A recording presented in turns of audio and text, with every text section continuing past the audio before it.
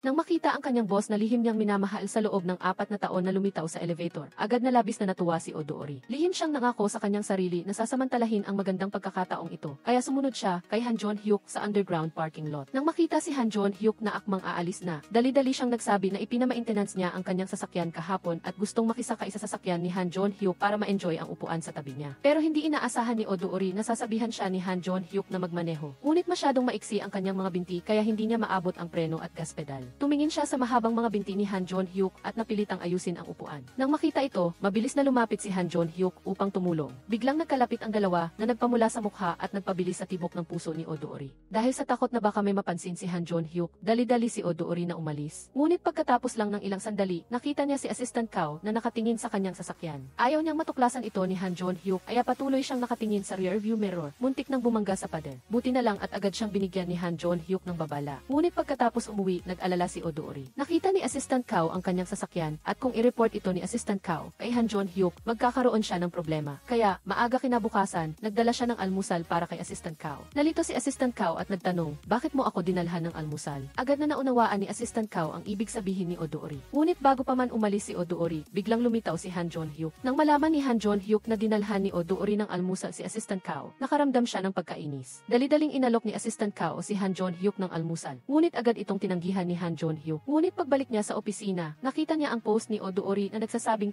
ang hirap na wala siyang pera para kumain. Sa wakas, sigurado na siya na gusto ni Odoori si Assistant Kao. Bukod pa rito, habang siya ay nag-interview, bigla siyang nakakita ng magkahalong kilos ni na Assistant Kao at Odoori sa labas. Kaya nawalan siya ng gana mag-interview. Tinawag agad ni Han Jon-hyuk si Assistant Kao at inutusan itong dalhin ang dalawang reporter para kumain. Nang makita niya si Han Jon-hyuk na paparating, inalok siya ni Odoori na mag-lunch, ngunit tinanggihan siya ni Han Jon-hyuk dahil sa selos. Hindi sumuko si Odoori at pumunta sa give. Alam na si member si Han Jon-hyuk dito at gusto niya siyang makasalubong nang hindi sinasadya. Hindi niya inaasahan na talagang lumitaw si Han Jon-hyuk. Dahil sa takot, muntik nang mahulog si Odoori. Buti na lang at mabilis na tumulong si Han Jon-hyuk. Sinamantala ni Odoori ang pagkakataong ito para hilingin kay Han Jon-hyuk na maging producer niya. Hindi ito tinanggihan ni Han Jon-hyuk. Sinabi niya na kung maganda ang script niya, hahanap siya ng angkop na producer para sa kanya. Ayoko ng iba, ikaw lang ang kailangan ko, sabi ni Odoori. Pagkasabi niya nito, pareho silang natigilan. Dali-daling nagpaliwanag si Odoori, gusto kong ikaw ang maging producer ko dahil sa mga kilala ko. Ikaw ang pinakamagaling at pinakamalapit sa akin.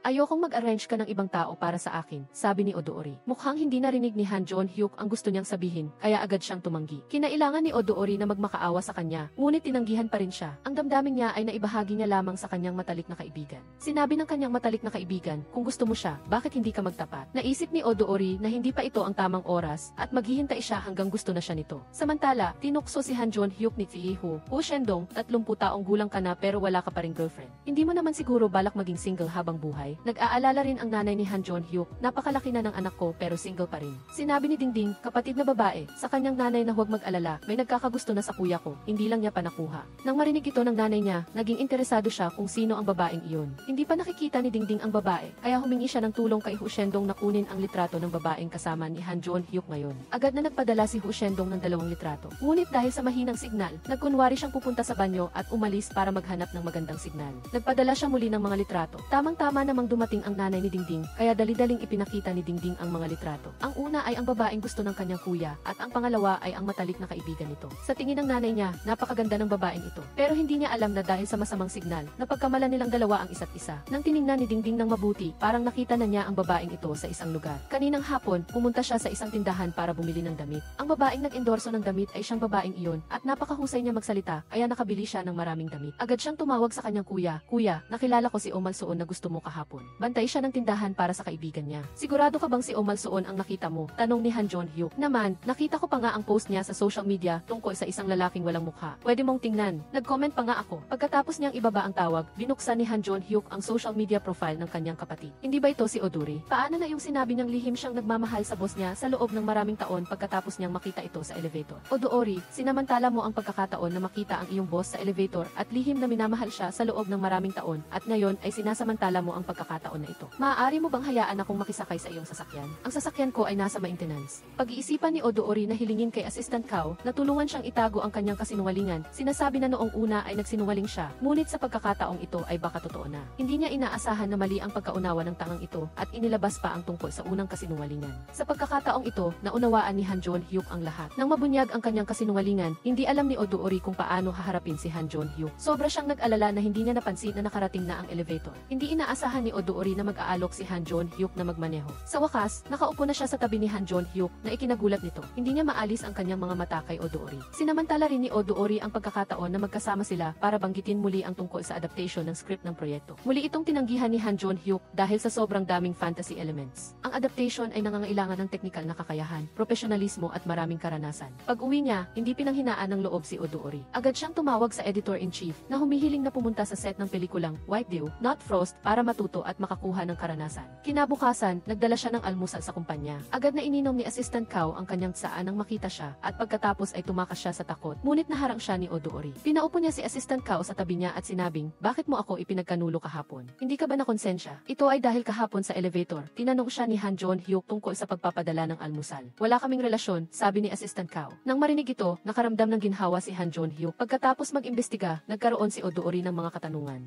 "Sa tingin mo, gusto ba ako ni Han Jon-hyuk?" tanong ni Odoori. Matagal na nag-isip si Assistant Kao, ngunit wala pa rin siyang maisip na sagot. Samantala, umalis si Odoori sa kumpanya para mag-aral sa set ng pelikula nang hindi nagpapaalam kay Han Jon-hyuk. Samantala, umuwi si Han Jon-hyuk at nakakita siya ng isang kahon sa kanyang parking space. Nang buksan niya ito, nakakita siya ng isang maliit na pusa. Tumingin siya sa paligid ngunit wala siyang nakita, kaya pansamantala niya itong dinala sa kanyang bahay. Hindi niya alam na dahil sa pusang ito, mas lalong magiging malapit ang kanilang relasyon. Pag-uwi niya mula sa trabaho, nakita niya ang kanyang bahay na magulo. Ang lahat ay kagagawa ng pusang ito at sinira pa nito ang kanyang kamay. Naalala niyang nakita niya ang post ni Odoori tungkol sa alaga niyang pusa sa social media, kaya tinawagan niya ito. "Ano ang gagawin kapag kinamot ng pusa?" tanong niya. Nang marinig ito ni Odoori, agad niyang iniwan si Director Anim. Agad na pumunta sa bahay ni Han Jon-hyuk. Nakita niya na malubhang kinamot ang kamay nito ng pusa, kaya dali-dali niyang ginamot ang sugat. Sa prosesong ito, nalaman ni Odoori na ito ang pusang pinulot ni Han Jon-hyuk na kailangan pang bakunahan at ipatingin sa doktor. Ngunit nang magpapalit na ng sapatos si Odoori para umuwi, nakakita siya ng isang pares ng pambabaeng sinelas sa shoe rack ni Han Jon-hyuk. Agad siyang nawala ng pag-asa. Habang naghihintay siya ng elevator, hindi niya napigilang magtanong, "Nakakita ako ng pambabaeng sinelas sa bahay mo. May kapatid ka ba?" Sa wakas ay gumaan ang pakiramdam niya. Sa kabutihang palad, single pa rin ang kanyang gusto. 4 na taon na ang nakalipas nang mag-sign siya ng kontrata sa Time. Nagustuhan na niya si Han Jon-hyuk. Sa unang tingin pa lang, ang binhi ng pag-ibig ay dahan-dahang sumibol sa kanyang puso. Sa loob ng 4 na taon, lihim na sinusubaybayan niya si Han Jon-hyuk. Noong panahong iyon, gusto rin niya si Oh Mal-suon na matalik na kaibigan ni Odoori. Kaya, nang magpakasal si Oh Mal-suon sa ibang lalaki, dahil hindi nito gusto si Han Jon-hyuk, naramdaman ni Odoori na ito na ang pagkakataon niya. Palagi siyang sinasadyang lumapit kay Han Jon-hyuk. Matapos suriin ni Odoori ang pusa at malaman na malusog ito, dinala niya si Han Jon-hyuk para pabakunahan ito. Agad na napansin ni Odoori sa kilos ni Han Jon-hyuk na takot pala ito sa karayom. Hindi niya napigilang kumuha ng litrato ng sandaling iyon. Paano naman papayag si Han Jon-hyuk? Hindi niya talaga pinayagan si Odoori na kumuha ng litrato. Pagkatapos ng injection, sinabi ni Han Jon-hyuk na burahin ang litrato. "Hindi pa ako nakakakuha ng litrato," sabi ni Odoori. Saka lang nalaman ni Han Jon-hyuk na niloloko siya. Pagkatapos, ibinigay niya ang pusa kay Odoori. Hindi niya inaasahan na kinabukasan ay sasabihin sa kanya ni Assistant Kao, "Kahapon, ikaw at si Ignes o ay nagdala ng pusa para ipatingin sa doktor at may kumuha ng litrato sa inyo." Hindi ito pinansin ni Han Jon-hyuk kung ihahambing ito sa dati nang kumalat ang chismis sa social media tungkol sa relasyon niya sa artista na si Zoo Jae-lu. Sinabi niya, "Hayaan silang magpaliwanag. Huwag ninyo akong pilitin na magsalita." Sa pag-ugali ni Han Jon-hyuk sa dalawang sitwasyong ito, makikita ang pagbabago sa kanyang puso. Samantala, nag-isip si Odoori kasama ang kanyang matalik na kaibigan, walang boss na kakagatin ng pusa at hihingi ng tulong sa isang ordinaryong empleyado. "Nakakita pa ako ng pambabaeng sinelas sa bahay niya. Ipinaliwanag din niya sa akin." Gusto ka rin ba ni Han Jon-hyuk? Naramdaman ni Odoori na hindi na siya makapaghintay ng 4 na taon. Kaya kinabukasan, nagsuot siya ng high heels at ng isang kaakit-akit na pulang damit at naghanda na magtapat kay Han Jon-hyuk. Nang umuwi si Han Jon-hyuk galing sa trabaho at makita siyang bihis na bihis, agad niyang pinauwi ang kanyang sekretarya sa pinto. Pagkatapos ay pinauwi rin ni Odoori si Assistant Kao. Nang makitang handa na ang lahat, "Gusto mo ba ako?" Hindi inaasahan ni Han Jon-hyuk na mababasa niya ang isip nito. 4 na taon na ang nakalipas nang magustuhan na kita, sabi ni Odoori. Ngunit sumagot si Odoori, "Hindi naman matagal, ilang buwan pa lang. Bukod pa roon, gwapo ka at mayaman. Normal lang na magustuhan kita. Pwede ba akong maging girlfriend mo?" mo, hindi inaasahan ni Odoori ang sagot ni Han Jon-hyuk, hindi tayo bagay. Hindi ito matanggap ni Odoori at umatras siya ng 2 hakbang. Sabihin mo na lang na hindi mo ako gusto, wag mong sabihin hindi tayo bagay. Bakit kailangan mong maging formal? Ang resulta ng kanyang 4 taong lihim na pag-ibig ay hindi ang inaasahan niya. Pagkatapos mag-isip, bumalik siya, kung hindi mo ako gusto, bakit mo ako tinawagan matapos kang makagat ng pusa? Nagkamali ako na iniisip kung may nararamdaman ka sa akin. Tapos sasabihin mo ngayon na hindi tayo bagay. Hindi siya sumuko at gusto niya ng sagot para sa kanyang 4 na taong lihim na pag-ibig sa isang sitwasyon kung saan hindi handa si Han Jon-hyuk. Niyakap ni Odoori ang liig ni Han Jon-hyuk at hinalikan siya ng malakas. Ang kanyang ginawa ay ikinagulat ni Han Jon-hyuk. Mas lalo pang nagulat si Assistant Kao sa labas. Hindi niya inaasahan na si Miss Oh, na mukhang mahinhin, ay mayroon din ganitong matapang na panig. Sa wakas, hindi na gumalaw pa si Han Jon-hyuk at nanatili siyang tulala doon. Pagkaalis ni Odoori, bumalik sa katinuan si Han Jon-hyuk. Sinabi niya kay Assistant Kao na tawagan si Odoori dahil baka mag-isip ito ng masama matapos tanggihan. Ngunit matapos tanggihan, naging kalmado si Odoori. Hindi pa siya ganoon kaimportante sa puso ko, sabi niya. Pagkasabi niya nito, agad niyang ibinaba ang tawag na nagpawalang pag-asa kay Han Jon-hyuk. Ibinili niya kay Assistant Kao, "Huwag mong sasabihin ang nangyari." Siyempre, naunawaan ito ni Assistant Kao. Sa labas ay sinabi ni Odoori na siya ay kalmado, ngunit ang kanyang puso ay nasasaktan. Tiningnan niya ang buong pader ng mga litrato ni Han Jon-hyuk at galit na inalis ang lahat. Bigla namang tumawag ang kanyang nanay para ipakilala ang 3 lalaki na pwedeng makipag-date sa kanya. Ngunit matapos lang siyang ma-broken-hearted, wala siyang gana, kaya agad niyang tinanggihan ang kanyang nanay. Sa lalong madaling panahon, nakatanggap siya ng tawag mula kay Direktor Anim na gustong bilhin ang karapatan ng kanyang nobela. Sa pagkakataong ito, hindi nag-atubili si Odoori at agad siyang pumayag. Ang kanyang nobela ay nasatan na sa loob ng 4 na taon, ngunit hindi pa rin napapelikula. Maraming beses siyang nakiusap kay Han Jon-hyuk, ngunit palaging tinatanggihan, kaya ayaw na niyang maghintay pa, basta mag-expire ang karapatan.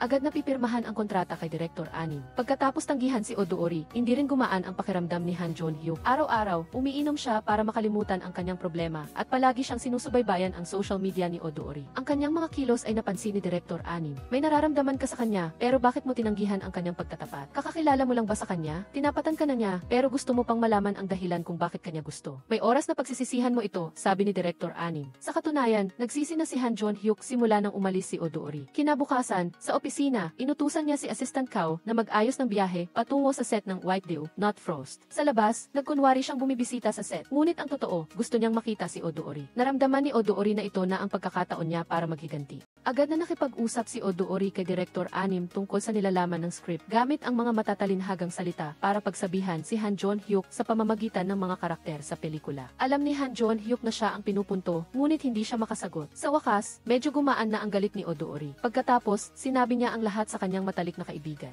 Mula sa kilos at salita ni Odoori, napansin ng kanyang kaibigan na hindi pa rin siya makamove on habang nag-uusap sila. Nakita nila ang babaeng bumili ng damit noong nakaraan. Alam nilang spoiled brat siya na mayaman, kaya nagpakita sila sa kanya ng maraming damit. Siyempre, walang atubiling pumili ang babaeng ito ng ilang damit pa. Ngunit nang makita niya ang bill na mas mahal pa kaysa sa nakaraan, sinasadya mo ba ito? Paano naman yan? Tanong niya. Ang aming tindahan ay puro high-end na damit, kaya ang presyo ay napakamakatwiran, sagot ni Odoori. Nang marinig ito, lumabas si Dingding at tinawagan ang kanyang kuya. Kuya, si Omalsoon na gusto mo, puro mamahaling damit ang ipinakilala niya sa akin. Gusto niya ba akong maubusan ng pera? Hayaan mo siyang maubusan, sagot ni Han Jon-hyuk. Hindi naintindihan ni Dingding ang ibig sabihin ng kanyang kuya. Nahanap na niya ang kanyang true love. Bakit mo ako ginaganyan? Dingding, kahit may gold mine tayo, may utang pa rin ako sa kanya, sagot ni Han Jon-hyuk. Agad na naunawaan ni Dingding ang ibig sabihin ng kanyang kuya na kailangan niyang tulungan itong suyuin ang babaeng ito. Agad siyang naglabas ng isang black card na ikinagulat ni Odoori. Pagkatapos siyang paalalahanan ni Dingding, doon lang siya nag-react. Ako si Dingding, kapatid ako ni Han Jon-hyuk. Matapos tanggihan ni Han Jon-hyuk ang damdamin ni Odoori, nagpa siya rin si Odoori na sumuko. Agad siyang nakipagkita kay Direktor Anim para ibenta ang karapatan ng kanyang nobela. Nag-usap sila mula umaga hanggang gabi na para bang matagal na silang magkakilala. Ang eksena na ito ay nasaksihan ni si Anim at Dingding na dumating para kumain. Pagkatapos umuwi, agad na hinanap ni Anim si Han Jon-hyuk. Kahapon, kumakain kami, nakita ko si Odoori. Kumakain siya kasama ng ating kaklase sa kolehiyo, si Liu Zihang.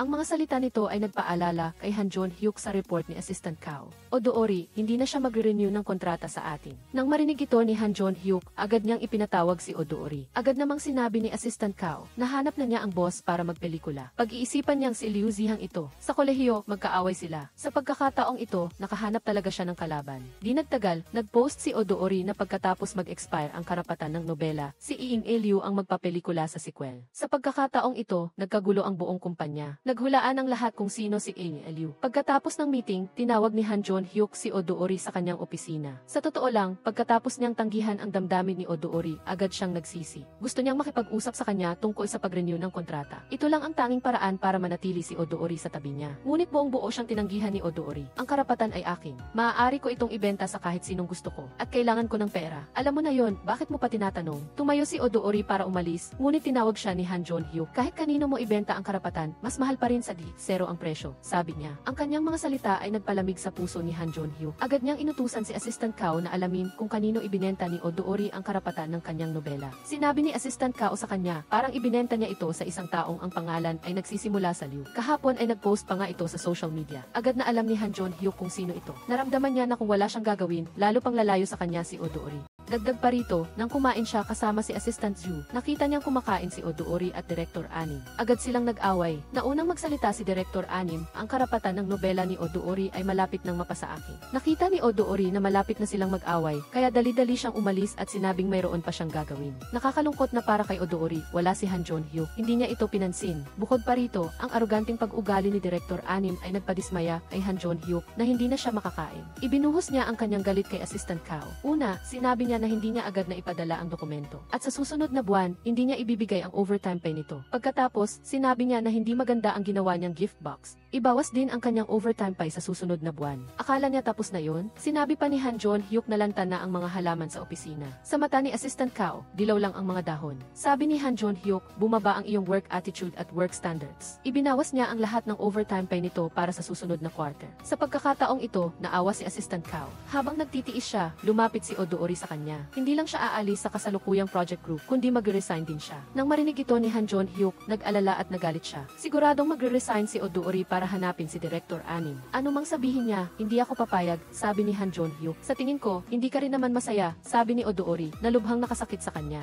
Hindi sinabi ni Oh Mal-soon na hindi niya binitawan ang kamay ni Daniel Han. Hinabol niya si Daniel Han hanggang sa underground parking lot. Sinabihan niya ang taong gustong umalis, kung pipirma ka ng kontrata sa time, maaari ka agad magsimula sa paggawa ng pelikula. Maaari ka ring magtakda ng anumang kondisyon. Bukod pa rito, maaari pa akong maging producer para sa iyo. Ito ang palaging gusto ni Han Jong-hyuk. Ngayon, nang sinabi ito ni Odoori, dapat ay masaya si Han Jong-hyuk at tanggapin ito. Pero nagpatuloy pa rin siyang ipadala ito kay Director Anim. Marahil hindi mo pa nababasa ang mga nobela ko. Hindi mo rin kailanman sinubukang intindihin ang mundo ko. Noong hiningi ko sa iyong maging producer, ituring na hindi ko iyon sinabi. Sa tingin ni Odoori, ginawa na niya ang lahat ng kaya niya. Hindi niya rin sa huli kayang panatilihin si Han Jong-hyuk. Pagka-uwi, kinuha niya ang nobela ni Han Jong-hyuk na pinamagatang A Dream for You at nagsimulang magbasa. Narinig niya ang mga alaala mula sa nakalipas na kalahating taon nang tinanong niya si Han Jong-hyuk na tulungan siya sa panliligaw kay Mentro. Dahil gusto niya si Odoori, hindi siya tumanggi at binigyan siya ng nobelang sinulat niya. Ngunit hindi niya kailanman binuksan ang libro. Ngayon lang niya nakita ang mensahe ni Han Jong-hyuk. Pagsisisihan niya na napakabobo niya. Nakipag-usap na rin si Han Jong-hyuk kay Director Anim at pagkatapos ng isang buwan ay sasali na sa project team ni Director Anim. Bago umalis sa kumpanya, gusto niyang personal na magpaalam kay Odoori. Kinuha niya ang sulat ng pagbibitiw sa kanyang bulsa at ibinigay kay Odoori. Nakita niya na walang reaksyon si Odoori. Napilitan si Oh Mal-soon na ilagay ito sa desk. Ang panahong ito ay talagang hindi angkop para sa akin. Isa pa, medyo awkward ang relasyon natin. Pagkasabi nito, gusto na niyang umalis, ngunit hinawakan ni Daniel Han ang kanyang braso. Tinanggihan mo na ako. Hindi ba mas mabuti na malayo ako sa iyo? Gusto mo ba talagang laging guluhin? Kumalma si Daniel Han.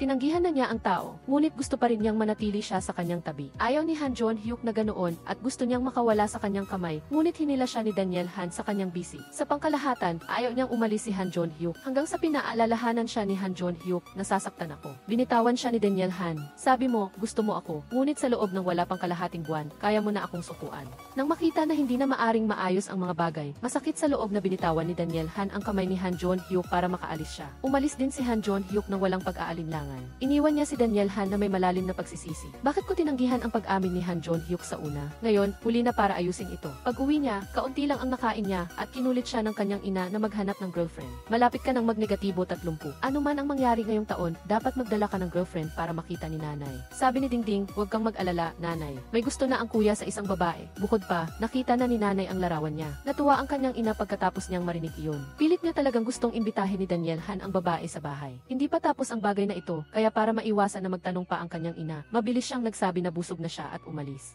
Nilinaw niya na tinanggihan niya, paano siya makakapunta sa kanyang bahay? Sa loob, nababagabag si Daniel Han, kaya't naghanap siya ng kausap, si Choi Hana, para uminom. Sinabi ni Choi Hana sa kanya na kung gusto niya, dapat siyang maging mas proaktibo. Pero nag-resign na siya. Bakit napakabaga ng pag-iisip mo? Kahit tumakbo pa siya sa buwan, hindi iyon makakahadlang sa iyong sumakay sa isang spacecraft para habulin siya. Sa huli, dapat ay maging proaktibo ka. Kahit na may direksyon na siya mula kay Choi Hana, hindi pa siya nakahabol sa kahit sino, kaya't hindi pa rin niya alam kung paano magsisimula. Habang nag-aalala siya, nakita niya ang friend circle ni Han Jong-hyuk. Nagpadala si Min Chok sa kanya ng red envelope. Agad siyang nagkaroon ng inspirasyon at sunod-sunod na nagpadala ng mga red envelope kay Han Jong-hyuk. Ito ay para lang humingi ng tawad sa kanya. Hindi inasahan ni Oh Mal-suon na makakakita siya ng maraming red envelopes, ngunit hindi siya naanti. Nang makita na hindi siya tumatanggap, hindi nawala ng pag-asa si Daniel Han at tinawagan si Oh Mal-suon. Nang makita ni Oh Mal-suon na siya ang tumatawag, agad niyang ibinaba ang tawag. Kung ibababa mo, tatawagan ulit kita. Patuloy siyang tumatawag hanggang sa sinagot ni Oh Mal-suon. Hindi alam ni Oh Mal-suon kung ano ang sasabihin. Sino ba ang naghahanap ng tao para lang masigawan? Naramdaman ni Daniel Han na si Oh Mal-suon ay parang isang porcupine gayon. Kung gusto niyang lumapit sa kanya, tiyak na masasaksak siya ng ilang tinik. Nag-resign na ako. Kung gusto mong maglabas ng galit, maghanap ka ng iba. Wala akong oras na sayangin sa iyo. Bakit napakahirap na makipagkasundo? Hindi niya inasahan na si Oh Mal-suon ay nagsimula na magtrabaho sa studio ni Direktor Anim.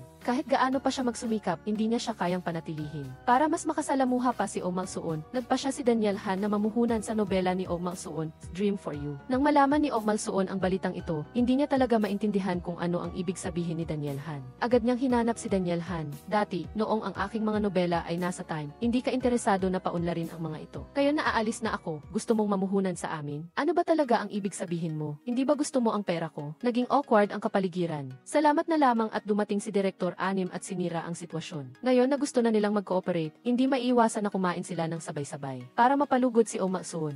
Hinawakan ni Daniel Han ang menu at lumapit kay Oh Mal-suon at pinapili si Oh Mal-suon ang gusto niyang kainin. Pero kinuha ni Direktor Anim ang menu. Huwag mo na siyang pahirapan pa. Nagalit si Daniel Han. Inagaw niya ang isang pagkakataon para magpakita. At ipinahiwatig pa niya na palagi siyang mahirap hulaan. Ang hindi niya gusto dati ay hindi nangangahulugang hindi niya rin gusto ngayon. Sapat na malinaw ang sinabi niya. Ngunit nagkunwari si Han Jong-hyuk na wala siyang narinig at umupo sa parehong mesa para kumain kasama si Direktor Anim. Dahil dito, nairita si Daniel Han. Pagkatapos kumain, gusto niyang samantalahin ang pagkakataon na kausapin si Han Jong-hyuk. Pagkatapos lamang ng dalawang pangusap, naputol siya ni Direktor Anim. Pagka-uwi, lalo siyang nagalit. Iniisip niya kung paano niya sosolusyonan ang sitwasyon na magkasundo ang dalawa sa araw. Buti na lang at may magandang balita ang kanyang kapatid na babae. Sinabi niya kay Daniel Han na gusto ni Oh Mal-suon na bumili ng bahay. Pagkatapos mag-resign sa kumpanya, nagpa siya si Oh Mal-suon na bumili ng bahay. Pinakamabuting malapit sa kanyang trabaho para sa kanyang trabaho sa hinaharap. Hindi niya inasahan na agad niyang sasabihin ito kay Daniel Han. Upang mapabuti ang relasyon niya kay Oh Mal-suon, humingi siya ng tulong sa kanyang kapatid na babae. Nahanapan si Oh Mal-suon ng isang abot-kayang bahay. Sa likod ng mga eksena, pinaplano ito ni Daniel Han. Ang kanyang layunin ay maging malapit para sa mas madaling pagkilos, ngunit walang ideya si Oh Mal-suon. Sininyasan niya ang kanyang matalik na kaibigan. Ang kaibigan na si Ding ay talagang maasahan. Sa loob ng wala pang isang linggo, nahanap niya ang bahay na gusto ni Oh Mal-suon. Naglilipat siya nang may kumatok sa pinto. Dahil abala siya, inakala niya na may nag-deliver lang, hanggang sa inilagay ng taong dumating ang mga gamit. Nakita niyang si Daniel Han pala iyon. Uminom lang si Daniel Han ng kalahati ng bote ng tubig niya. Agad siyang itinulak ni Oh Mal-suon at nahulog sa sofa. Ang biglaang pagkakadikit na ito ay nagparamdam kay Oh Mal-suon ng pagkapahiya at pamumula ng mukha. Nakatayo siya doon ng naguguluhan. Sa katunayan, iyon ay kalahati ng bote ng tubig na ininom na ni Oh Mal-suon. Pagkatapos, tumayo si Daniel Han at pumasok sa banyo. Inakala ni Oh Mal-suon na aayusin niya ang kanyang basang damit. Hindi niya inaasahan na kukuha siya ng tuwalya at yelo. Alam niya na nasprayin ang pulso ni Oh Mal-suon sa pagkahulog niya, kaya't maingat niyang nilagyan ng yelo. Ang biglaang pag-aalala ni Daniel Han ay talagang hindi mapigilan ni Oh Mal-suon ang kanyang sarili. Nang makita niya ang gwapong mukha ni Daniel Han, hindi niya mapigilan na lumunok. Huminto lang siya sa paghanga nang tumingala si Daniel Han at tumingin sa kanya. Paulit-ulit niyang pinaalalahanan ang kanyang sarili na manatiling kalmado. Isang gwapong lalaki lang iyan. Tiningnan siya ni Daniel Han at sinabi sa kanya na hawakan ang tuwalya. May gagawin pa ako mamaya, kailangan ko nang umalis. Natatakot siyang manatili pa, baka hindi na niya mapigilan ang sarili niya at gumawa pa ng masama. Si Dingding, pagkatapos ng trabaho, ay dumating upang batiin si Oh Mal-suon sa paglipat niya sa bagong bahay. Nakita niya ang kotse ni Daniel Han sa garahe. Hindi pa siya nakakapasok sa bahay, pero nakita na niya si Daniel Han doon. Kuya, nang makita ni Daniel Han ang dalawa na nakatayo sa pinto, naramdaman niya ang pagkabalisa. Hindi na niya itinapon ang basura at gusto niyang bumalik ng patago. Nang isara niya ang pinto, hinarang siya ni Dingding, nandito ka. Doon lang nalaman ni Oh Malsuon na siya pala ang bago niyang kapitbahay. Hindi ka tumira sa isang villa o malaking apartment. Hindi ko alam kung ano ang ginagawa mo. Ngunit nakita ni Dingding ang intensyon ng kanyang kuya. Simula sa araw na sinabi ni Dingding sa kanya na gustong bumili ni Oh Malsuon ng bahay, tinawagan niya si Daniel Han sa gabing iyon at binili niya ang bahay. Bumili siya kaagad ng 2 bahay at sinabihan siya na itago ito kay Dingding para lang maging mas malapit. Hindi inasahan ni Dingding na ang kanyang kuya, para lang manligaw sa kanyang girlfriend, ay manlilin lang pa sa kanyang sariling kapatid na babae. At agad na sinabi ni Dingding ang bagay na ito kay Oh Malsuon. Lumipat ang kuya ko dahil sa iyo. Nililigawan ka niya.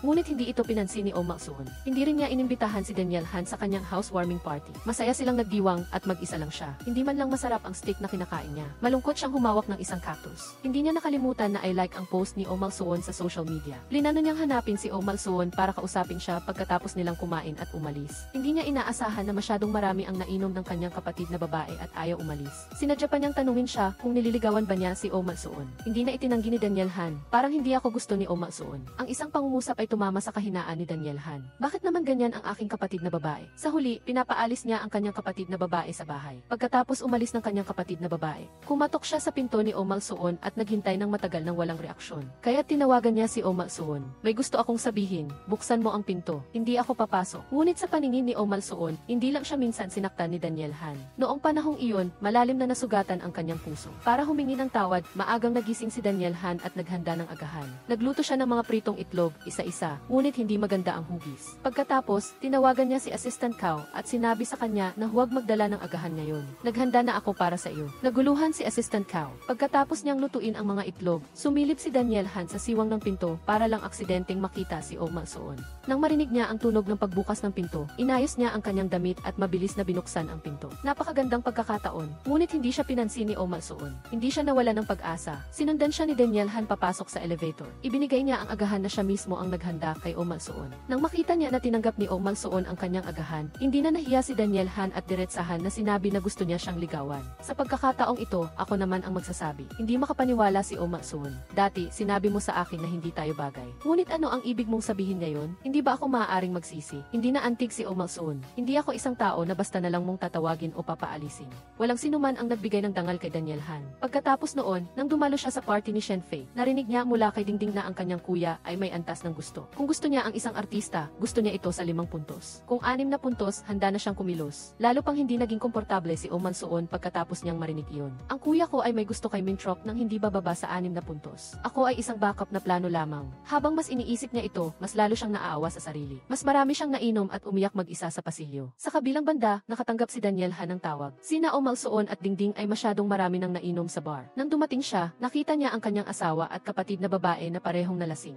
Hindi na niya kayang alagaan ang kanyang kapatid na babae. Ibinigay niya siya kay Choi Hana at inihatid niya si Oh Malsuon sa bahay. Sa wakas, naisakay din niya siya sa kotse. At nang ikabit niya ang seatbelt ni Oh Malsuon, niyakap ni Oh Malsuon ang lead niya. Ikaw ba talaga si Daniel Han? Nag-atubili si Daniel Han ng matagal na sandali. Ako ang peke. Sa wakas, dinala niya siya sa itaas. Inihatid ng isihi ang lasing na babae sa kanyang bahay. Ngunit hindi niya alam ang passcode. Nang marinig ni Oh Malsuon na uwi na sila, mabilis niyang pinindot ang passcode. Pagkatapos, sinabihan niya si Daniel Han na huwag maniktik. Sa wakas ay naisakay din niya siya sa kama. Ngunit hinawakan ni Oh Malsuon ang kanyang kamay at niyakap ang kanyang liig at hinila siya palapit. May gusto akong sabihing sikreto sa iyo. Ngunit sa sumunod na segundo, sinabihan siya ni Oh Malsuon na hulaan. Kung nahulaan mo ang kalahati, sasabihin ko sa iyo ang natitirang kalahati. Marahil ay gusto mo ang kalahati. Hinihintay ni Daniel Han ang sagot niya nang bigla niyang napansin na nakatulog na siya. Alam niya sa puso niya na mahal pa rin siya ni Oh Malsuon. Maaga siyang kumatok sa pinto ni Oh Malsuon. Masyadong marami ang nainom niya kagabi, kaya hindi niya pa rin maintindihan kung bakit nasa bahay niya si Daniel Han at nagluluto pa ng agahan para sa kanya. Puno ng pag-aalinlangan ang puso ni Oh Malsuon. Paano mo nalaman ang passcode ng bahay ko? Ibinigay ni Daniel Han ang mga chopsticks at sinabihan siyang kumain muna para maiwasan ang tanong niya. Sabi mo kagabi may sikreto kang gustong sabihin sa akin. Ano ang sikreto na iyon? Hindi sasabihin ni Oh Malsuon sa kanya. Mahal niya siya sa loob ng 4 na taon.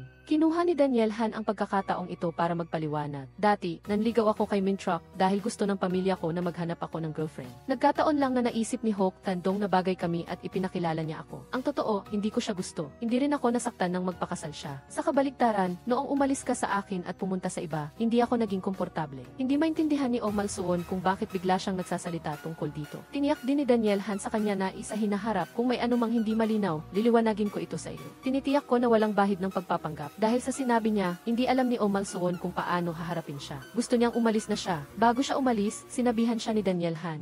Password ay hindi dapat gamitin ang iyong kaarawan, hindi ito ligtas. Naramdaman ni Daniel Han na unti-unti nang bumubuti ang kanilang relasyon. Kahit na nasa business trip, inuulat niya ang kanyang itinerary kay Oh Malsuon. Sa ilang araw na business trip, kasama si Hope Tandong, mayroon siyang taong naisip. Naramdaman ni Daniel Han na napakagandang pakiramdam. Ngunit sa susunod na segundo, nakatanggap siya ng text mula sa kanyang kapatid na babae. Mayroon nagpicture kay Oh Malsuon at Direktor 6 na nanonood ng scene ng magkasama. Nag-alala si Daniel Han. Sila ay nagtatrabaho ng magkasama at mas madalas silang magkasama. Ngayon ay magkasama silang pumili ng bida. Pagkasakay pa lang niya sa kotse, nakatanggap na siya ng text mula kay Dingding. Nililigawan ba ni Direktor 6 si ate? Bigla ang tinanong ni Oh Malsuon, bakit mo naman biglang tinanong iyon? Dapat ay mayroon itong dahilan. Agad siyang nagpadala sa kanya ng isang red envelope. Huwag magtanong ang mga bata tungkol sa mga usapin ng matatanda. Pagdating sa pagpili ng bida, 3 tao ang tumingin hanggang sa nahilo sila, ngunit wala silang nakitang angkop. Ito ay isang walang kabuluhang biyahe. Ngunit nang aalis na sila, nakahanap si Direktor 6 ng angkop na tao. Pinili niya siya para sa kanyang pagiging sariwa at pagka-orihinal na angkop para sa bida ng Is Dream for You. Nang makita niyang umaalis na siya, mabilis na hinabol siya ni Direktor 6 at binati siya. Mabilis na hinabol din siya ni Oh Malsuon. Bakit ka nandito? Hindi mo ba siya napapansin? Sabi ni Oh Malsuon na hindi siya isang artista. Siya ay kapatid ni Daniel Han. Gayunpaman, hindi sumuko si Direktor 6. Dahil bihira lang makahanap ng bida na angkop sa script. Gusto niyang pakinggan ang opinyon ni Dingding. Sa sandaling ito, dumating si Daniel Han. Nalaman niyang gusto ni Direktor 6 na gumanap ang kanyang kapatid na babae bilang bida sa Is Dream for You. Nagulat ang lahat nang hindi tumutol si Daniel Han. Basta gusto ni Dingding ang trabaho, susuportahan ko siya. At pinayagan niya pa itong dalhin ang kanyang pamumuhunan upang sumali. Sa daan pa uwi, tinanong siya ng kanyang kapatid na babae, talaga bang gusto mo si Oh Malsuon? Kung hindi, bakit mo siya hinahabol? Pumayag si Dingding na pag-isipan itong mabuti. Sinabi din ni Daniel Han sa kanya na huwag mag-alala. Kahit wala ito, tiyak na maibabalik ko siya. Oh Malsuon's mouth was very confident, but deep down, she wasn't completely sure. Assistant Cao saw him looking gloomy and came to him with an idea. Sir, you don't need to be too aggressive in pursuing DSO. You can take a really different approach, like a self-inflicted injury strategy. You can pretend to be drunk. If FSO knows you're drunk, she can't just leave you on the street and not care. She will definitely take care of you. Seeing Daniel Han's look, Assistant Cao quickly said, it's just a joke. If you don't think it's suitable, then just pretend didn't say anything. How can it do something like that? The next second, when he got home, he drank 3 glasses straight. Feeling that it wasn't enough to make it seem real, he poured more alcohol on himself. Matapos maghanda, nagsimula siyang pindutin ang passcode ng bahay ni Oh Malsuon. Maling passcode. Hindi niya alam na pinalitan na ni Oh Malsuon ang passcode. Sa loob, inakala ni Oh Malsuon na mayroong isang masamang tao. Sa huli, nang lumabas siya, nalaman niyang si Daniel Han pala iyon na lasing. Agad niyang binuksan ang pinto. Si Daniel Han, sa kanyang pagkalasing, ay pumasok. Nang itinulak siya ni Oh Malsuon, ang kanyang baywang ay tumama sa doorknob. Sa pagkakataong ito, mas lalo siyang nasabi. Masakit ang kanyang baywang at masakit din ang kanyang tiyan. Ang buong katawan niya ay hindi komportable. Napilitan si Han Jon Hyuk na tulungan siyang pumasok at nag-ubos ng maraming lakas. Sa wakas, naisakay din niya siya sa sofa. Nang makita niyang hindi siya komportable, naisip niyang lagyan siya ng isang baso ng tubig na may pulot-pukyutan. Ngunit bigla siyang bumalik sa normal.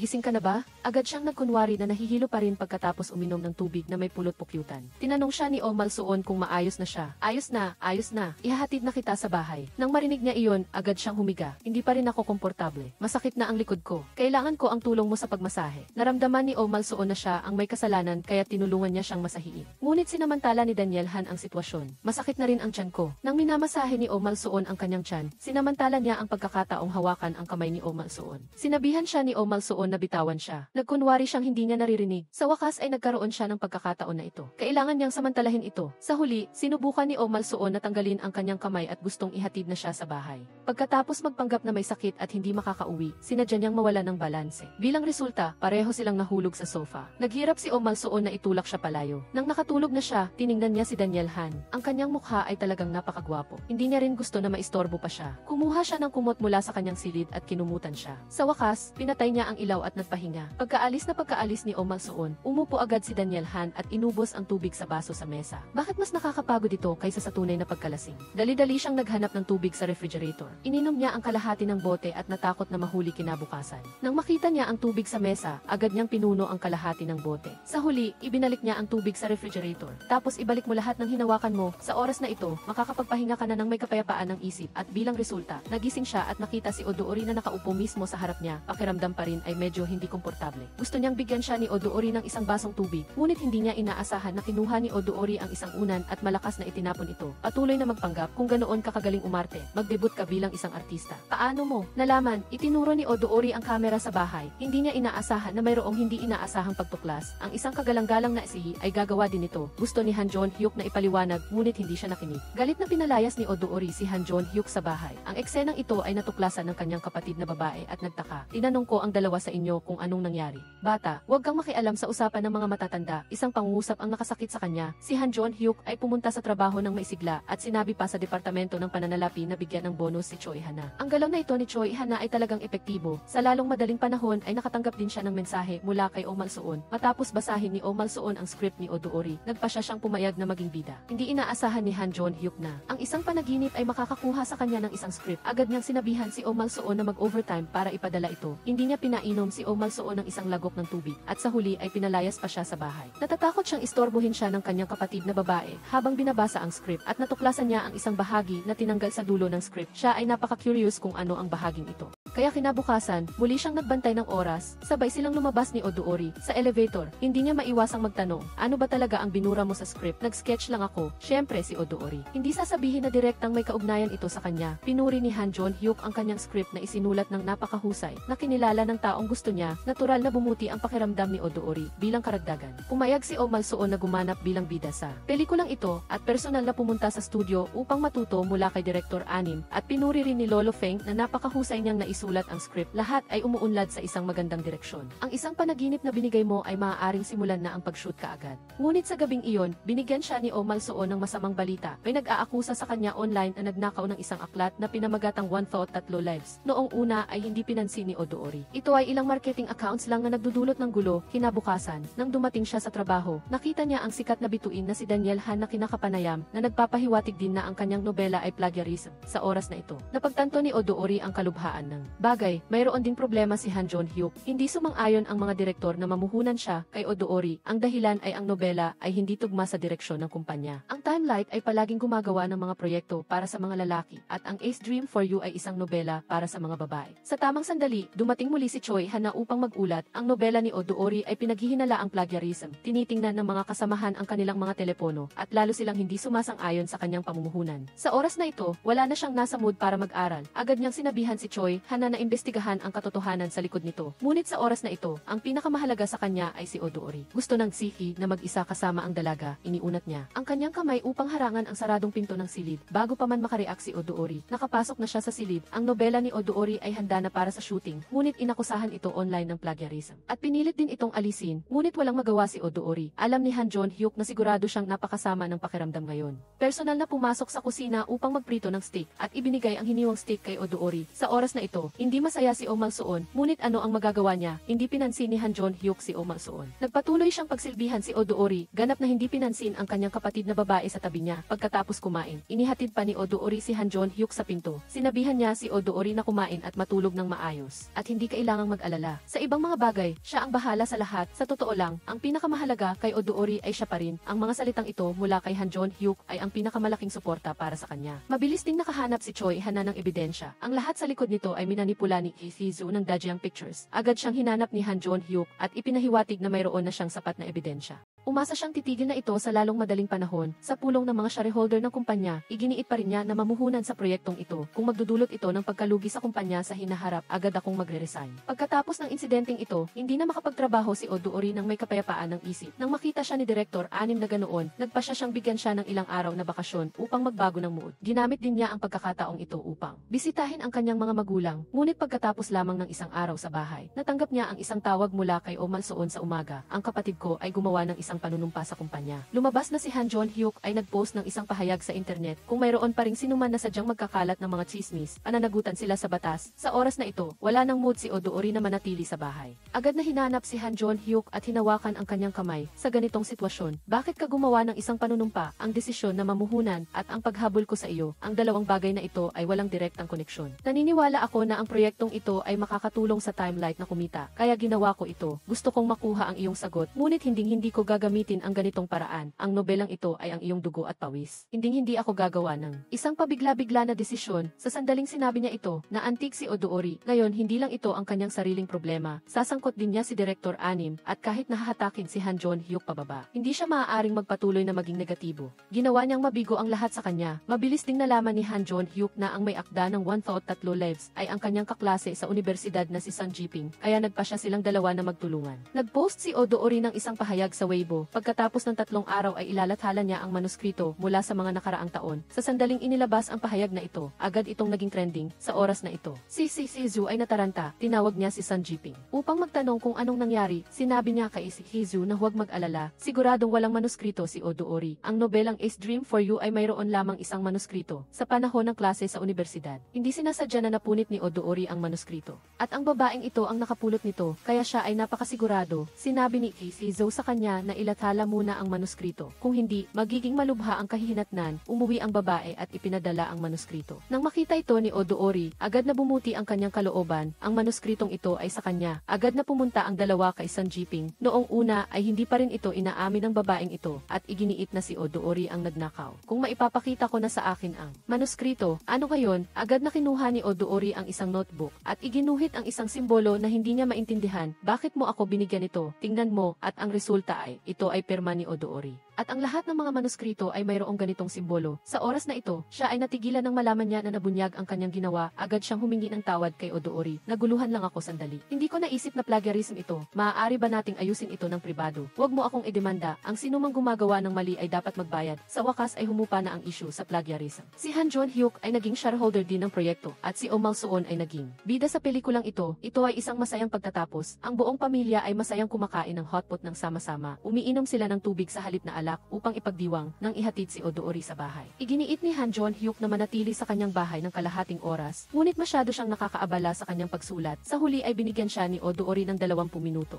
Dahil bukod sa pakikipag-usap kay Odoori, mayroon pa siyang mas mahalagang gagawin. Tama, sinabi sa kanya ni Oh Mal-suon na pagkalipas ng ilang araw ay magkakaroon ng birthday party. Ang dress code sa pagkakataong ito ay Sweet Princess. Ngunit hindi sinabi sa akin ni Odoori kung ano ang isusuot niya, kaya kailangan niyang alamin ito ng mag-isa at pagkatapos ay magsuot siya ng isang angkop na sweet. Tiyak na magugulat ang lahat ayon kay Oh Mal-suon. Nakita niya ang damit sa aparador ni Odoori, kaya umuwi siya at sinukat ang bawat sweet para lang makasama niya ang damit ni Odoori. Sa wakas ay nakapili rin siya ng isang gusto niya at maagang naghintay sa labas ng bahay ni Odoori. Naghihintay na makita siyang suot ang damit. Gayunpaman, hindi isinuot ni Odoori ang damit na nakita niya kahapon. Dinala ng Chii ang babaeng gusto niya sa isang marangyang party. Lahat ay tumitingin ng may paghanga, ngunit sa susunod na segundo, biglang lumitaw ang kanyang ina at hinila siya upang ipakilala ang kanyang kasintahan. Pinupuri lang niya ang babaeng ito na maganda at edukado. Ngunit hinila ni Han Jon-hyuk ang kanyang ina sa isang tabi. Gusto kong ligawan ang isang babae. Narito din siya ngayon. Agad na nagtanong ang kanyang ina kung nasaan siya. Tiningnan niya ang direksyon na itinuro ni Han Jon-hyuk at mukhang maganda naman. Agad niyang gustong lumapit at makipag-usap sa kanyang magiging manugang. Ngunit pinigilan siya ni Han Jon-hyuk. Hindi pa ako nakakapagligaw sa kanya. Huwag mo siyang takutin na tumakas. Ang ina na ito ay mas atat pa kaysa sa kanyang anak at sinabihan siyang magmadali ng napakabilis. Narinig din ito ni Odoori mula kay Oh Mal-suon. Nakikita mo ba, ang babaeng iyon sa kabilang banda ay ang blind date na ipinakilala ng nanay ko sa kapatid ko. Sa labas ay sinabi ni Odoori na ano ang kinalaman nito sa akin. Ngunit mabilis niyang nalaman na si Han Jon-hyuk ang gusto niya. Anong uri ng babae ang gusto mo? Anong uri ng babae ang sinabi mong gusto mo? Sapat na ba ang ganitong malinaw na pag-amin pagkatapos ng party? Pumunta muli siya sa bahay ni Odoori at iginiit na manatili at ayaw umalis dahil kinabukasan ay kailangan siyang mag-business trip sa loob ng ilang araw. Kaya bago siya umalis, gusto niyang subukang makasama si Odoori hanggat maaari. Ngunit hindi niya inaasahan na pagkaalis niya sa business trip, tinawagan na siya ng mga magulang ni Odoori. Ang anak ni Chalin ay nasa parehong lungsod din. Gusto nilang ayusin na magkita sila. Agad na tumanggi si Odoori. Ang mga magulang ay kailangang umalis sa probinsya upang subaybayan ang pagpupulong at manatili dito ng ilang araw. Agad na nag-text si Odoori kay Han Jon-hyuk na huwag pumunta dito pagbalik niya mula sa business trip. Paano naman papayag si Han Jon-hyuk? Kaya sinabi ni Odoori na umuwi na ang kanyang mga magulang. Ngunit hindi niya inaasahan na pag-uwi niya mula sa business trip, nakita niya ang mga magulang ni Odoori sa pinto ng koridor nang sasabihin niya na na sana'y makilala niya sila, lumabas si Odoori, "Hello po, tito at tita." Ngunit hindi sila binigyan ni Odoori ng oras upang makipag-usap, itinulak niya ang kanyang mga magulang sa loob ng bahay. At hindi niya pinansin si Han Jon-hyuk, sa totoo lang, dahil kahapon, nakita ni Odoori si Han Jon-hyuk na bumibisita kay Director Anim sa studio, at ang dalawa ay pumasok din sa isang malaking hotel.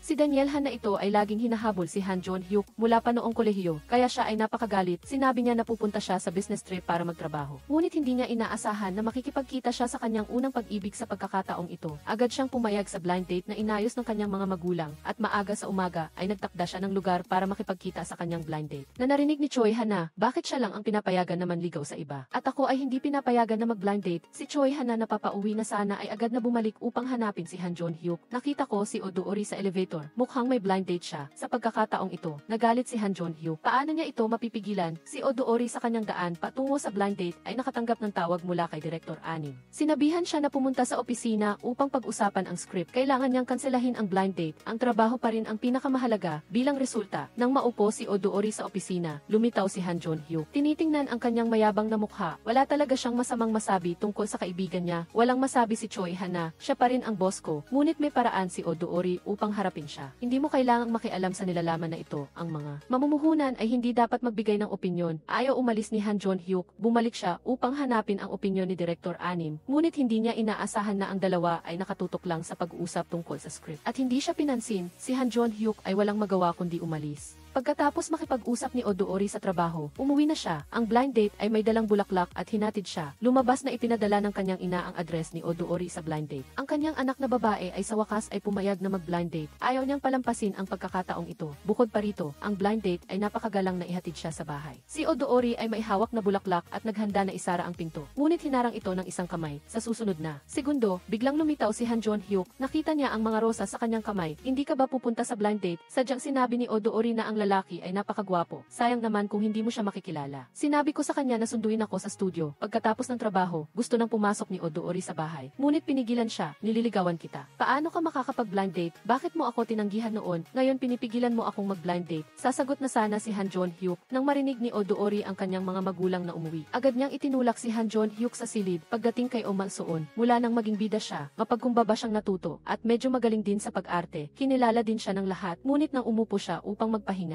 biglang lumitaw si Director Anim sa rehearsal room. Sinabi ng manager na kailangan niyang umakyat sa entablado upang mag-ensayo muli dahil tinitingnan siya ng direktor mula sa ibaba. Sa pagkakataong ito, iba siya sa nakaraan, wala siyang focus at nakatayo lang siya doon at nakalimutan niyang umarte. Nang bumaba siya sa entablado, umalis si Director Anim na nag-aalala. Si Oh Mal-soon ay nagmamadali na humabol. Paalis na sana siya sa elevator nang biglang may isang lalaki ang sumugod at walang sabi-sabing yakap siya ng mahigpit at agad na hinalikan siya. Si Odoori ay nagulat at hindi nakareact. Gusto niyang makawala ngunit masyadong mahina ang kanyang lakas. Hinalikan siya ni Han Jon-hyuk sa loob ng halos 4 na minuto bago dahan-dahang bumitiw. Ano ba talaga ang nagawa kong mali? Bakit mo ako sinasaktan ng ganito? Si Odoori ay hindi nagsasabi ng dahilan ng kanyang pagiging masungit. Sa susunod, ituturing kitang masamang tao at bubugbugin kita. Ngunit hinawakan ni Han Jon-hyuk ang kanyang kamay. Kung komportable ka sa pagbugbog sa akin, sige lang. Kung hindi, kagatin mo na lang ang kamay ko para maibuhos ang galit mo. Hindi niya inaasahan na talagang kinagat siya ni Odoori ng napakalakas at ang kamay ni Han Jon-hyuk ay agad na nagdugo. Kahapon, nang maghahanda siyang pumasok sa trabaho, narinig niya mula kay Choi Han na makikipagkita si Odoori kay Lin Zhenghao, ang kanyang blind date. Sa oras na ito, hindi na nagtrabaho si Han Jon-hyuk at sinabihan si Choi Han na ihanda ang kotse kaagad. Sa loob ng ilang sandali, dumating sila sa mall upang hanapin ang tao. Ngunit napakalaki ng lugar na ito. Saan nila hahanapin? Sa kabutihang palad, dumaan sila sa isang hotpot restaurant at nakita nila ang anino ni Odoori sa loob. Gusto sana nilang pumasok at pigilan siya, ngunit hinarang sila ng waiter. Puno na ang mga upuan na yun. Kaya kailangan nilang umupo sa labas at maghintay. Nang makita nila ang dalawa na aalis na, nagmamadali silang naghanap ng isang tagong lugar upang magtago. Narinig nila na pupunta sila upang manood ng scene. Tinabol muli sila ni Han Jon-hyuk sa pinto ng sinehan upang maiwasan na matuklasan ni Odoori. Sinabihan niya si Choi Han na bumili ng salamin at face mask. Buti na lang at ang face mask ay buy one take one. Sa buwang ito, doble ang sahod. Sa pagkakataong ito, mas masigasig si Choi Han na paglingkuran ang kanyang amo. Matapos silang maghanda ng dalawa, tinanong nila ang ticket seller, anong oras ang binili ng mag-asawa asawang iyon, ito ay privacy ng customer. Hindi niya ito sasabihin. Bukod pa rito, pumunta sila upang bumili ng popcorn. Agad na bumalik si Han Jon-hyuk at tinanong si Choi Hana, "Bakit hindi ka naghanda ng mas maraming popcorn? Gusto mo pang makatanggap ng bonus?" Tinapakan niya ang paa ni Choi Hana. Ang dalawa ay umalis na. Tumawag kaagad ang ticket seller sa manager. "Nakita ko na si Han Jon-hyuk." Si Han Jon-hyuk ay hirap na hirap bumili ng ticket para makapasok. Ngunit hindi pa rin niya makita si Odoori. Hinarang siya ng manager. Kahit na maganda ang pagkukunwari ni Han Jon-hyuk, nakilala pa rin siya. Iginiit nila na dalhin si Han Jon-hyuk upang mga siwa sa pulong, kaya napalampas niya ang pagkakataong hanapin sila sa daan pa uwi. Lalo siyang nagalit sa tuwing iniisip niya ito, hindi ito maaaring magpatuloy ng ganito. Sa susunod na segundo, hinalikan niya si Odoori sa elevator na nagpagalit sa kanya at kinagat niya ang kanyang kamay ng malakas. Pagbalik niya sa kanyang silid, naalala niya ang sinabi ni Oh Mal-soon. Sinabi niya na ang kanyang kapatid ay inuri ang mga taong gusto niya. Ibig sabihin nito ay 70% siyang gusto nito, ngunit hindi siya masaya doon. Sa halip, maaga sa umaga ay hinanap niya ang kanyang matalik na kaibigan at sinabi sa kanya ang nangyari kagabi. Nagulat ang kanyang matalik na kaibigan nang marinig ito. Hindi mukhang ganoong tao si Han. Ngunit naisip ni Odoori na kahit na hinalikan niya siya upang ipakita na gusto niya siya ng 70%, pakiramdam pa rin niya ay may mali. Nakita rin ni Choi Hana ang bakas ng ngipin sa kamay ni Han Jon-hyuk at nagsabi ng nakakagulat na bagay, "Kailangan mo bang magpabakuna laban sa rabies?" "Okay lang." Pinayuhan siya ni Choi Hana na lagyan ng bandage ang sugat. Mamaya sa morning meeting, hindi magandang makita ng iba, ngunit hindi ito pinansin ni Han Jon-hyuk at sa totoo lang, sa morning meeting ng kumpanya, nakita ni Director Chen na pinakamalapit sa kanya ang bakas ng ngipin sa kanyang kamay. Pagkatapos ng pulong, parang sumabog ang kumpanya. Ang lahat ay nag-uusap tungkol sa kung sino ang nag-iwan ng bakas ng ngipin. Hindi rin ito mukhang kagat ng bata. Sigurado na ang kasintahan niya ang kumagat. Walang nakakaalam kung kailan nagkaroon ng kasintahan si Han Jon-hyuk. Iniisip lang ni Han Jon-hyuk ngayon ang pagligaw kay Odoori. Kung wala siyang gagawin, pupunta siya sa studio ni Director Anim at inilipat pa niya ang kanyang opisina dito. Huwag sabihing hindi siya nagkaroon ng anumang tagumpay. Nalaman niya mula sa pag-uusap sa pagitan ni Director Anim at Lolo Feng ang dahilan kung bakit nagalit si Odoori. Sa pagkakataong ito ay talagang malungkot si Choi Hana. Sinisisi siya ni Han Jon-hyuk at sinabi na hindi siya magaling sa media. Gusto niyang magdaos ng sarili niyang press conference para linawin ang hindi pagkakaunawaan na ito. Sa wakas ay nalaman din niya ang dahilan kung bakit nagalit si Odoori.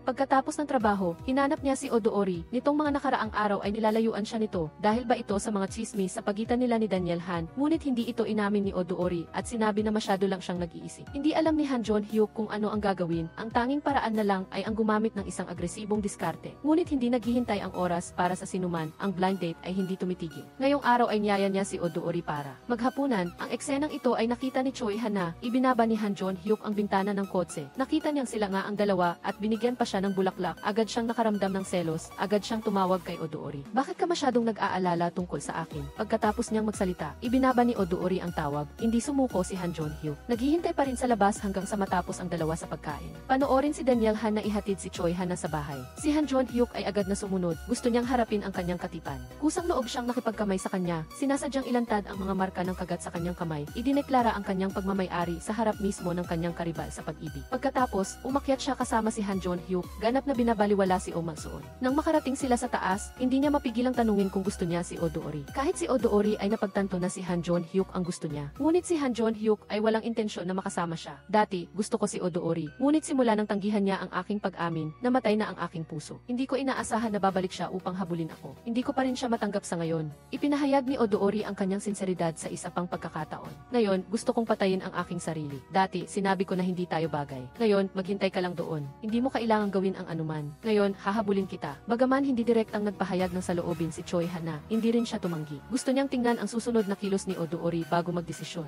Walang sinuman ang umasa na ang pagkakataon para magpakita si Odoori ay mabilis na dumating. Nang araw na iyon, isang grupo ng mga tao ang nanggulo sa tindahan ng damit ng kanyang matalik na kaibigan. Pinunit nila ang mga damit na binili nila mula rito at bumalik upang humingi ng refund. Siyempre, hindi sumang-ayon si Choi Hana at ang iba pa. Hindi inaasahan, sinira nila ang tindahan. Gustong pigilan ni Choi Hana ngunit itinulak siya sa lupa. Nasugatan din ang kanyang kamay. Nakita na matalik na kaibigan na inaapi si Choi Hana, kaya't masakit sa loob niya na ibigay ang pera sa kanila. Hindi pumayag si Choi Hana sa anuman, ngunit hindi inaasahan. Pagtayo niya, sinampal siya at muling bumagsak sa lupa. Sinubukan na naman niyang saktan. Sa sandaling ito ng panganib, dumating sa oras si Odoori. Binigyan niya siya ng isang counter-attack at pagkatapos ay isang knockout. Itinapon siya sa lupa. Mabilis siyang yumuko at inalagaan si Choi Hana nang makita niyang nasugatan ito. Labis ang sakit na naramdaman ni Odoori. "Paano ka naglakas loob na hawakan ang aking babae. Hindi mo ba alam kung sino ako? Ang lakas ng boyfriend ay sumabog. Ilang galaw lang at nabugbog niya ang dalawa na hindi na makatayo at ipinasa ang natitira kay Oh Mal-soon.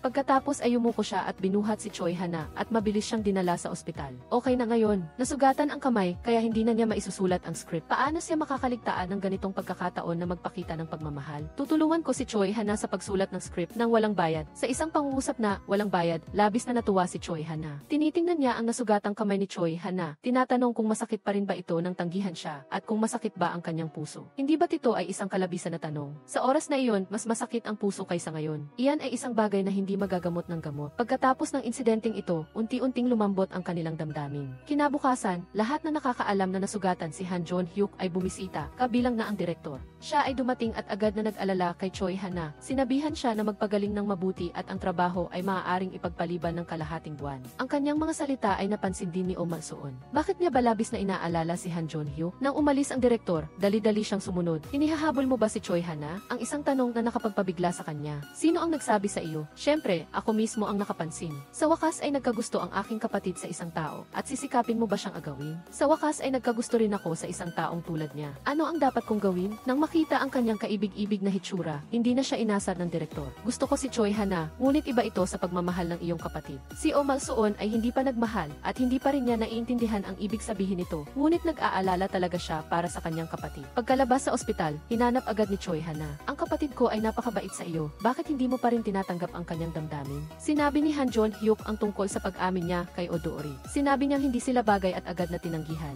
Pagkatapos, ako mismo ang humalik sa kanya, ngunit wala siyang reaksyon. Ni hindi niya ako sinubukang pigilan. Ito ay nagpag-usisa kay Oh Mal-soon. Bakit niya pa rin siya hinalikan kahit tinanggihan siya? Sa oras na iyon, naisip ni Han Jon-hyuk na kapag hinalikan niya na siya, magkakasama na sila at hindi na siya magsisisi. Isang pangungusap ang nakapagpamulat kay Oh Mal-soon. Basta't halikan mo siya at hindi mo na siya iisipin. Tumango si Han Jon-hyuk bilang pagsang-ayon. Bilang resulta, sa sumunod na sandali, galit na pumasok si Oh Mal-soon sa opisina ng direktor at agad siyang itinulak sa sofa. Inisip din niya ang isang biglaang halik. Bilang resulta, matagal siyang naghanda, ngunit hindi pa rin niya ito nagawa. Ang kanyang kilos ay nakapagtakot din sa direktor. Sa huli, tahimik na lang siyang umalis. Gayunpaman, nakita ng mga kasamahan sa trabaho ang eksenang ito. Ang balitang ito ay mabilis na nakarating sa pandinig ni Oh Do-ri. Tinakpan ni Oh Do-ri at Oh Mal-soon ang kanyang ginawa at sa wakas ay nakaramdam si Oh Do-ri ng kapanatagan. Mabilis siyang pumunta sa press conference para sa Dream for You. Ang mga mamamahayag ay patuloy na nagdududa sa isang bagong dating. Bagong labas pa lang, gaganap na bilang pangunahing aktres sa pelikula ng isang sikat na direktor. Ito ba ay dahil siya ang nakababatang kapatid ni Oh Do-ri? Hindi alam ni Oh Mal-soon kung paano sasagot. Sa huli, hindi na natiis ng direktor. Si Oh Mal-soon ay personal kong pinili at inimbitahan na maging pangunahing aktres. Naniniwala ako na siya ang pinakaangkop na tao at siya rin ang aking unang pagpipilian. Sapat na ba akong malinaw? Hindi sinasadyang nakita ng CEO ang telepono ng babae, ngunit natuklasan niya ang isang lihim sa loob. Umalis si Han Jon-hyuk at pagkatapos ay agad niyang kinuha ang telepono at naghanap. Binasa niya mula sa unang mensahe at sa simula, umiti siya, ngunit pagkatapos, lalong naging seryoso ang kanyang mukha. Habang nagbabasa, naalala niya ang mga nakaraang kaganapan sa pagitan nilang dalawa. Binasa niya mula sa unang mensahe hanggang sa huling mensahe. Sa puntong ito, naintindihan na niya. Nalaman niyang mahal pala siya ni Han Jon-hyuk sa loob ng 4 na taon. Nagsisisi siya dahil napakabobo niya noon at nagduda pa siya sa tapat na damdamin ni Han Jon-hyuk. Nang makita niya si Han Jon-hyuk na lumabas sa kwarto, ikinuwento niya ang unang pagkikita nila. Nagulat si Han Jon-hyuk. Sa unang araw, nakatayo ka sa pintuan at humaharang sa daan. Kung hindi ako nagkakamali, umiti ka pa sa akin nang makita mo ako. Nakita ko ang iyong secondary WeChat account nang hindi sinasadya. Ito ba ang lihim na gusto mong sabihin sa akin noong lasing ka? Hindi ako dapat nagduda sa iyong damdamin. Hindi kita dapat tinanggihan ng walang pakialam. At hindi ko dapat nalaman ang lahat ngayon lang.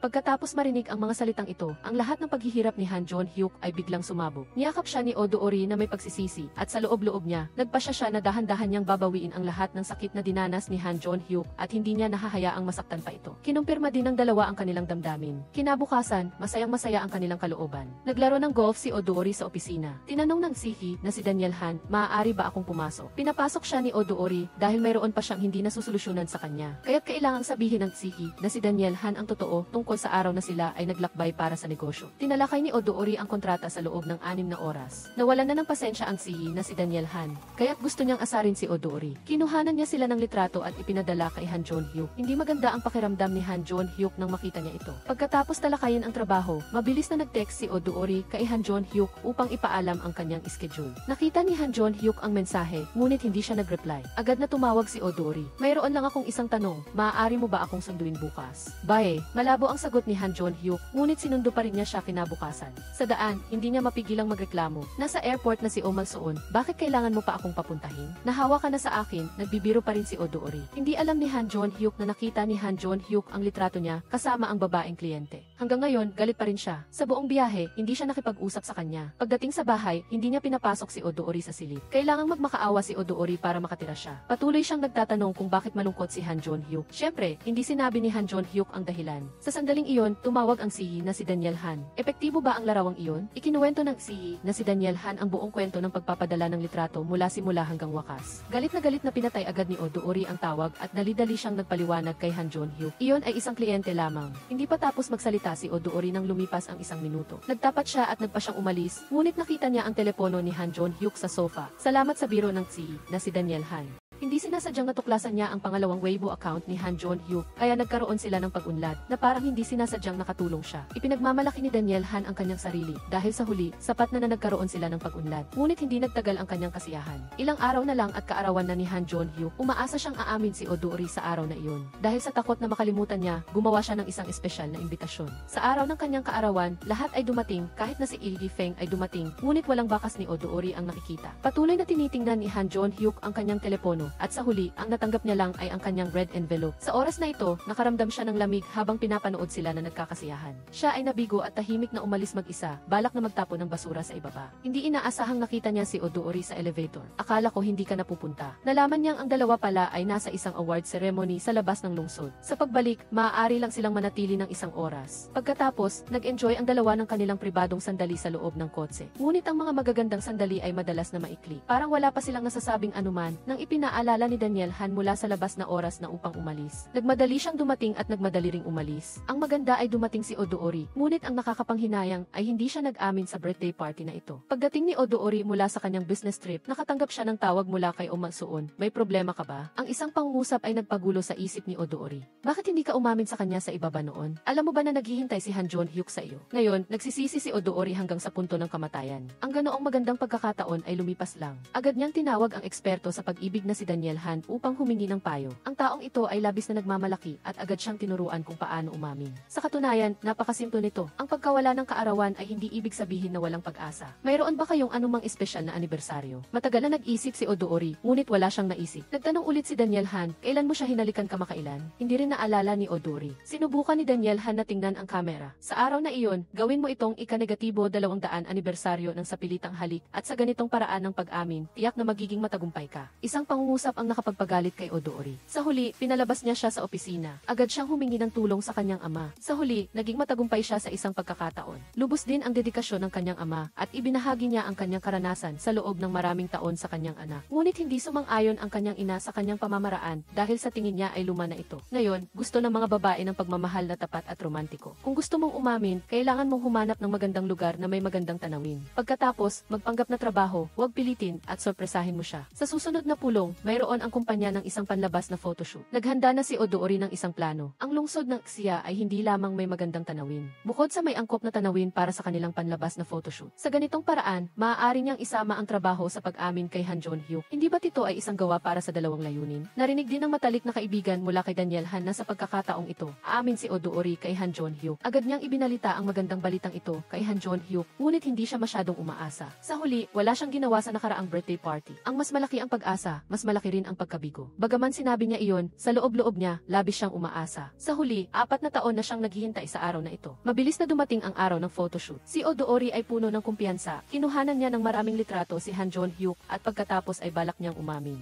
Ngunit pagkatapos, biglang nawala si Liu Yang. Si Odori ay tumatawag at naghahanap at nakita rin niya ang sombrero sa tubig. Walang sabi-sabi, tumalon siya sa tubig upang iligtas si Liu Yang, na labis na ikinatakot ni Han Jon-hyuk sa pampang. Mabilis siyang tumakbo upang humingi ng tulong. Siya ay nadapa at sa wakas ay natagpuan ang direktor at ang iba pa. Nagmadali silang pumunta sa lugar kanina. Ito ay nag-aalala ng husto kay Oh Mal-soon. Hinubad niya ang kanyang damit at handa ng tumalon upang iligtas ang tao. Ngunit pinigilan siya ng direktor. Magaling lumangway si Odori. Alam niya ang kanyang ginagawa. Sinabi ni Oh Mal-soon nasugatan si Odoori sa kamay 2 taon na ang nakakaraan. Sa loob ng 2 taon, hindi pa siya nalulunod. Sa kabutihang palad, sa sandaling ito, nailigtas ni Odoori ang tao. Ngunit siya ay bumagsak sa lupa dahil sa pagkapagod. Nagmadaling lumapit si Oh Mal-suon at ang direktor. Agad na niyakap ni Han Jon-hyuk si Odoori nang makita niya itong ligtas at walang sugat. Dali-daling umalis si Oh Mal-suon upang bigyan ng espasyo ang dalawa. Pagkatapos ng pangyayaring ito, hindi na nag-atubili si Han Jon-hyuk. Magsama na tayo, okay? Nang makita niyang nalunod si Odoori, natakot siya. Ngayon, ang pag-amin o anumang seremonya ay hindi na mahalaga sa kanya. Ang mahalaga lang ay ligtas silang dalawa. Ngayon, sila ay magkasama na talaga. Nagpalitan sila ng mainit na halik sa dalampasigan. Dahil sa insidenteng ito, nagpa siya ang direktor na bigyan ang buong grupo ng isang araw na pahinga. Sinamantala ng dalawa ang pagkakataong ito para magkaroon ng isang romantikong date. Tumakbo sila sa bawat sulok ng lugar at sinuri ang lahat ng kawili-wiling bagay. Napakakatamis. Nag-enjoy ang dalawa sa buong araw. Ang pakiramdam ay napakagaling, tulad ng isang panaginip. Malapit na silang magsimulang mag-shoot ng pelikula, ngunit dumating din ang mga alalahanin ni Odoori. Una, ang kanyang nakababatang kapatid na si Oh Mal-suon, isang baguhan, ay na-stalk sa unang araw ng shooting. Isang eksena ang inulit-ulit, ngunit hindi pa rin ito matagumpay. Isang buong araw ang lumipas ng walang pag-unlad. Nag-aalala ito kay Odoori at patuloy siyang tinuturuan si Oh Mal-suon na huwag mag-alala sa harap ng kamera. Ang simpleng kahilingan na ito ay hindi mo man lang magawa. Paano posible na ang isang simpleng linya ng dialogue ay kailangan pang i-shoot ng 48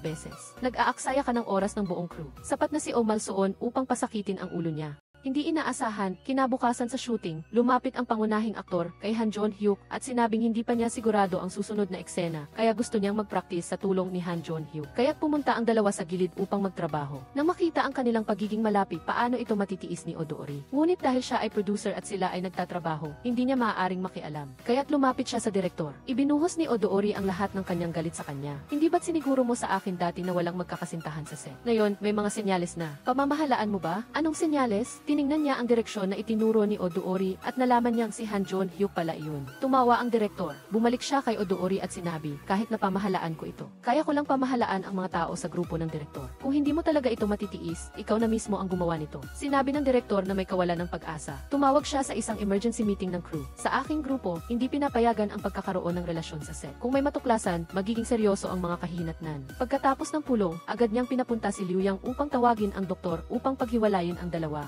Sinamantala rin ni Odoori ang pagkakataong ito upang hawakan ang kamay ni Han Jon-hyuk. Gusto kong pag-usapan ang script sa kanya. Nagtatrabaho kami, nagsiselos ka sa maling oras. Ngunit hinawakan pa rin ni Odoori ang kanyang kamay at hindi ito binitawan. Ang eksenang ito ay nakita ng babae sa tabi niya at agad siyang tumawag sa mga magulang ni Odoori. Alam ng mag-asawa na nagmamahal ang kanilang anak. Gusto nilang makita ang kanilang magiging manugang. Nagmadali silang bumisita sa set sa ilalim ng dahilan na bibisitahin ang kanilang anak na si Oh Mal-suon. Sa totoo lang, gusto nilang makita ang kanilang magiging manugang. Hindi sila umalis sa paningin ni Han Jon-hyuk. Sinubukan ng direktor na ipakilala sila, ngunit pinigilan siya ng ina. Nagmamadaling bumati si Han Jon-hyuk sa kanila. Sinabi ng ina na hindi na kailangan pang maging formal dahil pamilya na sila. Pagkatapos ay hinawakan ang kamay ni Han Jon-hyuk. Naghanda ako ng ilang matatamis. Kailangan mong dumaan sa bahay ko pagkatapos ng trabaho at tikman ang mga ito. Ito ay nagpadama kay Han Jon-hyuk ng kahihiyan. Pagkatapos, hinanap niya ang kanyang anak at sinisi siya sa pagtatago ng kanyang kasintahan mula sa kanya. Naramdaman ni Odoori na hindi pa ito ang tamang oras. Sa kabilang dako, binisita ng ama si Oh Mal-suon at binilhan siya ng maraming gamit at merienda. Pagkatapos bisitahin ng anak na lalaki at babae, hinanap nila si Han Jon-hyuk sa gabi. Simula nang pumasok, hindi na sila lumayo sa kanya na nagpadama kay Han Jon-hyuk ng pagkailang. Sinubukan niyang buhusan siya ng tubig, ngunit pinigilan siya ng ina. Gusto talaga niyang makipag-usap kay Han Jon-hyuk. Siyempre, ang paksa ay tungkol kay Odoori. Ikinuwento ng ina ang mga kwento ng kabataan ni Odoori at ipinakita pa ang maraming litrato at maging ang video noong siya ay nakasuot pa ng split crotch pants. Kinabukasan, inanap niya si Odoori. Noong isang gabi, nakita ko ang higit sa 1,000 litrato ng batang lalaki na nakalantad ang puwit. Sinubukan ni Han Jon-hyuk na pigilan ang kanyang tawa. Sinasabi nila na sinira ng batang ito ang higit sa 0 set ng bedsheets dahil sa pag-ihi sa kama. 4 na taong gulang na siya at umiihi pa rin siya sa kama. Sa puntong ito, hindi na makatawa si Odoori. Nalaman niya na siya pala ang pinag-uusapan. Tiyak na sinabi ito ng nanay ko. Pagkatapos umalis ni Han Jon-hyuk para sa trabaho, hinanap niya ang kanyang ina. Sinisi niya ang kanyang ina kung bakit niya pinakitaan si Han Jon-hyuk ng mga larawang iyon. Ngayon, nagkaroon ng problema. May hawak pa rin ang kanyang ina na isang walkie-talkie at narinig ito ng buong crew. Nalaman din ni Odoori na ang walkie-talkie sa kamay ng kanyang ina ay galing pala sa direktor. Dahil sa takot na baka masyadong abala sila sa shooting para alagaan ang kanyang ina, espesyal na binigyan niya siya ng walkie-talkie. Hindi inaasahan na gamit ito sa tamang oras, ngunit dumating din ang gulo. Ipinahayag pa lang ng direktor noong isang araw na hindi pinapayagan ang pagkakaroon ng relasyon sa set. Ngunit ngayon, hindi sinasadyang ginawa nilang publiko ang kanilang relasyon. Pagkatapos, hinanap ni Han Jong-hyuk ang direktor. Naramdaman niya na nilabag niya ang kanyang mga patakaran. Bilang isang producer at manunulat, naging isang negatibong halimbawa pa siya. Ngunit hindi niya inaasahan na siya mismo ay may sarili na rin siyang gusto. Pagkatapos, sa proseso ng shooting, dahil ang eksenang ito ay kinailangan pang i-shoot kasama ang bituin na si Lik Subing, natatakot si Oh Mal-suon at hindi siya makapag-focus sa kanyang karakter. Tulad ng dati, inulit-ulit ang eksena at sa huli, kailangang personal na magdirekta ang direktor upang maipasa ang eksenang ito. Nilapitan siya ni Han Jong-hyuk upang aliwin siya at binigyan siya ng isang candy. Sinabi niya na mahilig kumain ng candy ang direktor. Kung bibigyan mo siya ng isa, magiging mas mabait siya kapag tinatawag ka niya. Dahil alam niya na mahilig kumain ng candy ang direktor, bakit pa siya naghintay? Agad siyang bumili ng 3 magkakaibang uri ng candy at nahihiya na lumapit sa harap ng direktor. Ito ay isang regalo para sa iyo. Naguluhan ng direktor at mabilis na kumuha si Oh Mal-suon ng isang candy. Nag-aalangan si Direktor Anim kung tatanggapin niya ba o hindi, ngunit mabilis na binuksan ni Dingding para sa kanya. Nang kukunin na ni Direktor Anim, akala ni Dingding ayaw niya at mabilis na pinalitan ito ng iba. Kung gusto mo, madalas akong magdadala sa iyo. Naputol ang tali ng artist habang nagsushoot at mabilis na tumakbo si Direktor Anim sa kanyang kinaroroonan. Halos wala ng lakas si Dingding at patuloy na tinatawag ang pangalan ng direktor para iligtas siya ng mas mabilis. Pinili ni Direktor Anim ang shortcut upang umakyat kaya't nasugatan ang kanyang kamay. Sa kabila nito, patuloy niyang pinalalakas ang loob ni Dingding na magtiyaga. Ikaw ang pinakamagandang babae na nakilala ko. Nakita niyang nanghihina na si Dingding at wala na talagang lakas para magpatuloy.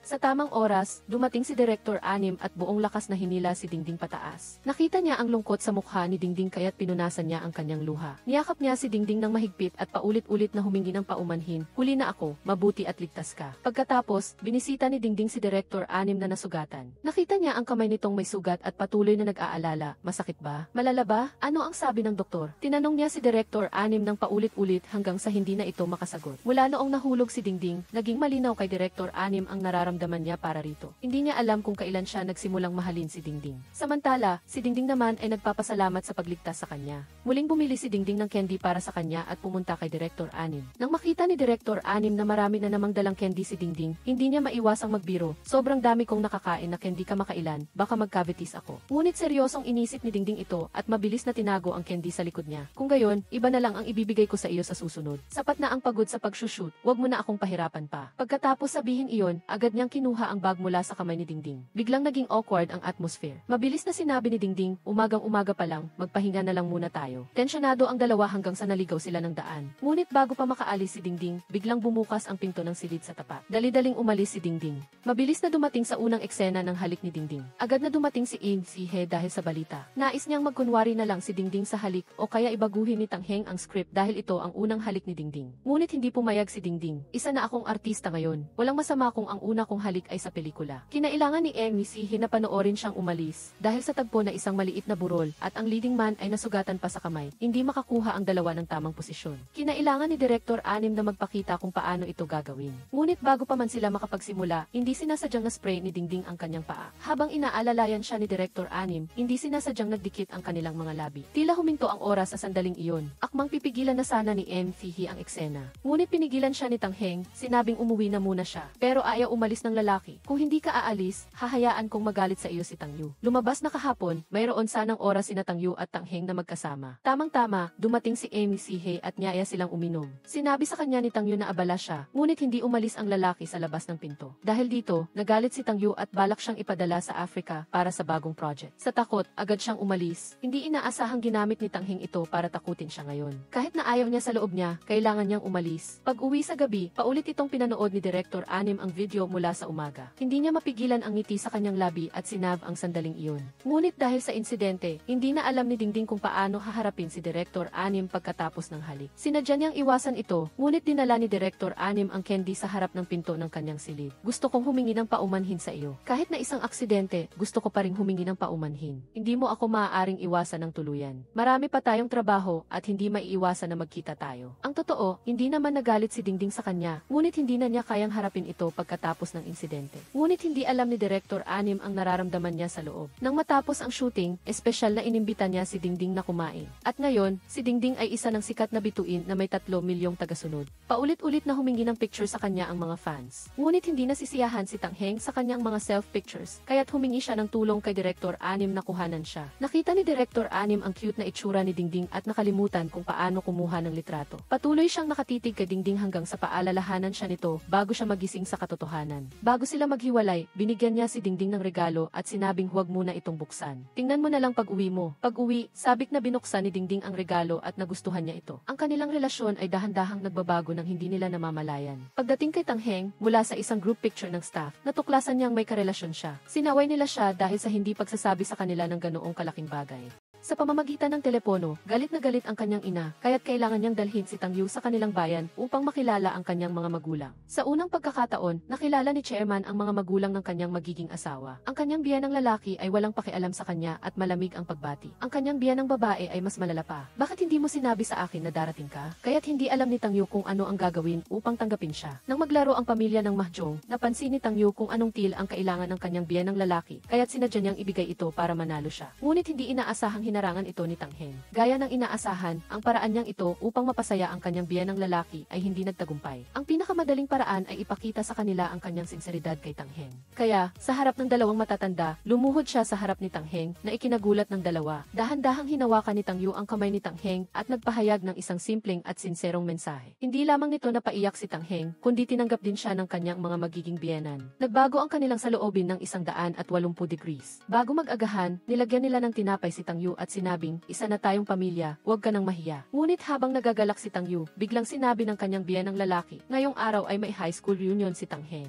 Makikita kaya niya si Hanyang, ang dati niyang crush. Ngunit hindi nagbigay pansin ang kanyang biyanan sa paalala at patuloy pa ring pinuri si Hanyang. Sa huli, hindi na nakayanan ng kanyang ina. Hinila niya ang kanyang ama, ngunit sa puntong ito, nagsiselos na si Tang Yu. Sinabi niyang huwag nang makipagkita kay Hanyang, ngunit hindi naman pupunta si Tangheng sa reunion para makipagkita sa kanya. Kung hindi ka mapakali, maaari kang sumama sa akin. Ngunit pagkatapos, inanyayahan siya ng kanyang biyenan na maglaro ng mahjong kasama ang kaibigan ni Tangheng. Hindi ko naman sila kilala, bakit ako pupunta? Ngunit kailangan niyang sundin ang utos ng kanyang biyenan. Kahit na ayaw niya, kailangan niyang gawin ito. Ngunit pagkatapos ng kanyang gawain sa kanyang biyenan, agad siyang pumunta upang sunduin si Tangheng at makilala ang kanyang kaklase na si Hanyang. Gaya ng inaasahan, may nararamdaman pa rin si Hanyang para kay Tangheng. Nang makita niya na mayroon si Tangheng na isang gwapong boyfriend, agad niyang binanggit ang tungkol sa high school days niya kay Tangheng. Noon, may dahilan kung bakit kita iniwan para mag-aral sa ibang bansa. Ngunit iba ako sa iyo, dahil para kay Tangheng, handa akong isuko ang lahat. Hindi mo magagawa iyon. Sa laban na ito laban sa unang pag-ibig ni Tangheng, madaling nanalo si Tang Yu. Ngunit ang kanyang pagsiselos ay nakakatawa at nakakatuwa para kay Tangheng.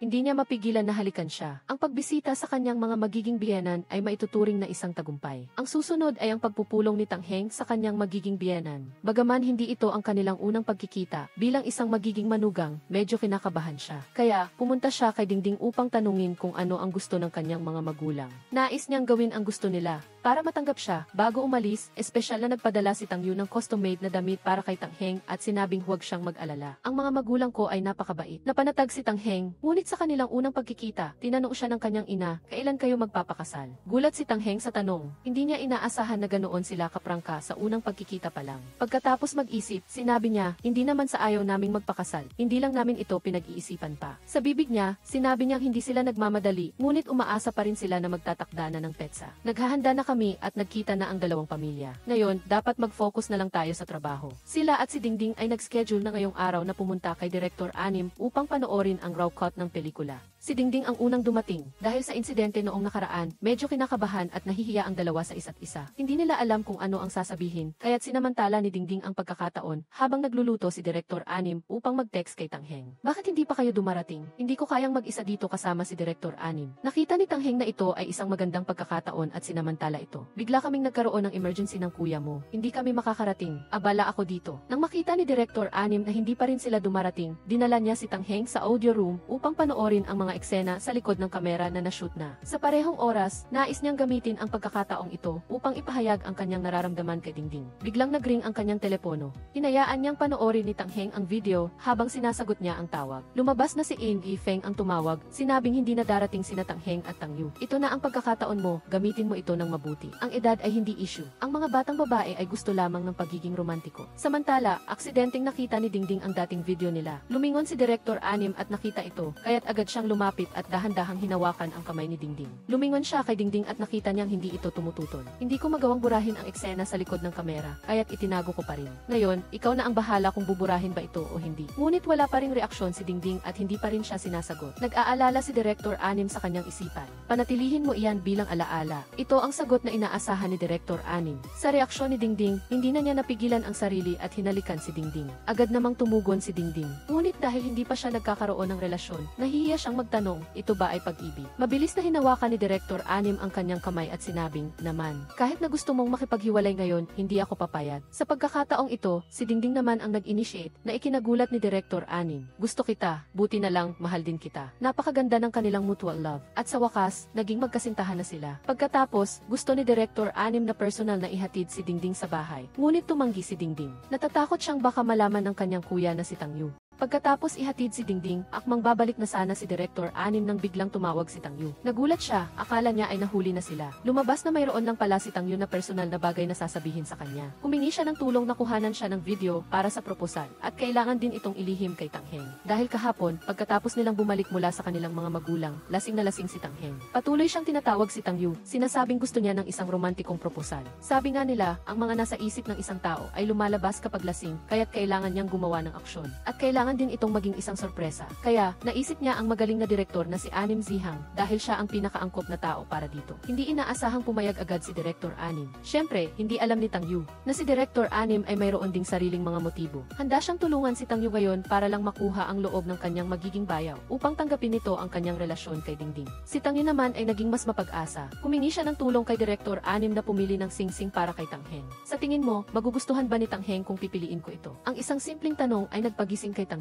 May punto ka, pumunta ka na at pumili ng singsing para kay Tangheng. Nang umalis siya, nag-text si Dingding, medyo nami-miss na kita. Noon pa man, nami-miss na niya ito. Ngayon, talagang umalis na si Tangyu. At ang maliit na puso ni Director Anim ay patuloy na tumitibok ng malakas. Kinailangan ni Tangyu na humingi ng tulong kay Ho. Pinayuhan siya ni Ho na walang sinseridad kung bibili siya ng pre-made na singsing. Dapat siyang mag-order ng isang espesyal na singsing para sa kanya. Mabuti na lang at may kakilala siyang designer sa Juan Pito. Hindi problema para sa kanya ang paggawa ng disenyo. Ngunit ngayon, may isang problema. Hindi alam ni Tangyu ang sukat ng daliri ni Tangheng. Paano siya makakapag-order? Nang gabing iyon, pinuntahan niya si Tangheng at nagkunwaring aksidenteng hinawakan ang kanyang kamay. Sinusubukang palihim na sukatin ang kanyang daliri gamit ang isang pulang sinulid na inihanda niya. Ngunit bawat pagtatangka ay nabigo sa huli. Wala na siyang magagawa kaya't ginamit niya ang kanyang sariling daliri bilang panukat. Pagkatapos manood ni Ho sa mahabang panahon na hindi nagtagumpay si Tangyu, sinabi niya, ang dami mong dahilan. Okay lang din iyan. Sa wakas ay napanatag si Tangyu at umalis na. Matapos ipalabas, mahaba ang pila ng mga taong bumibili ng tiket sa sinehan at mabilis na tumaas ang kita sa takilya. Espesyal na nagbigay ng pahayag si Director Anim pagkatapos ng pelikula. Lalo akong nagpapasalamat sa aking lead actress na si Tang Dingding. Mahaba pa ang kanyang landas. Sana, maging mapagbigay at suportahan ninyo siya sa hinaharap. Ang pagmamahal sa isang tao ay laging iniisip ang kapakanan niya. Si Dingding ay isa ng tunay na bituin at kailangan nilang mag-date ni Director Anim ng palihim. Kailangan nilang maghanap ng liblib na lugar dahil natatakot silang mahuli. Tumingin si Dingding sa paligid at nang makita niyang walang tao, mabilis siyang nagtanggal ng face mask at hinalikan si Director Anim. Hindi ka ba natatakot na makuhanan ka ng litrato? Hindi. Pagkatapos sabihin iyon, hinawakan niya ang kamay nito at akmang aalis na. Ngunit agad siyang hinila pabalik ni Director Anim.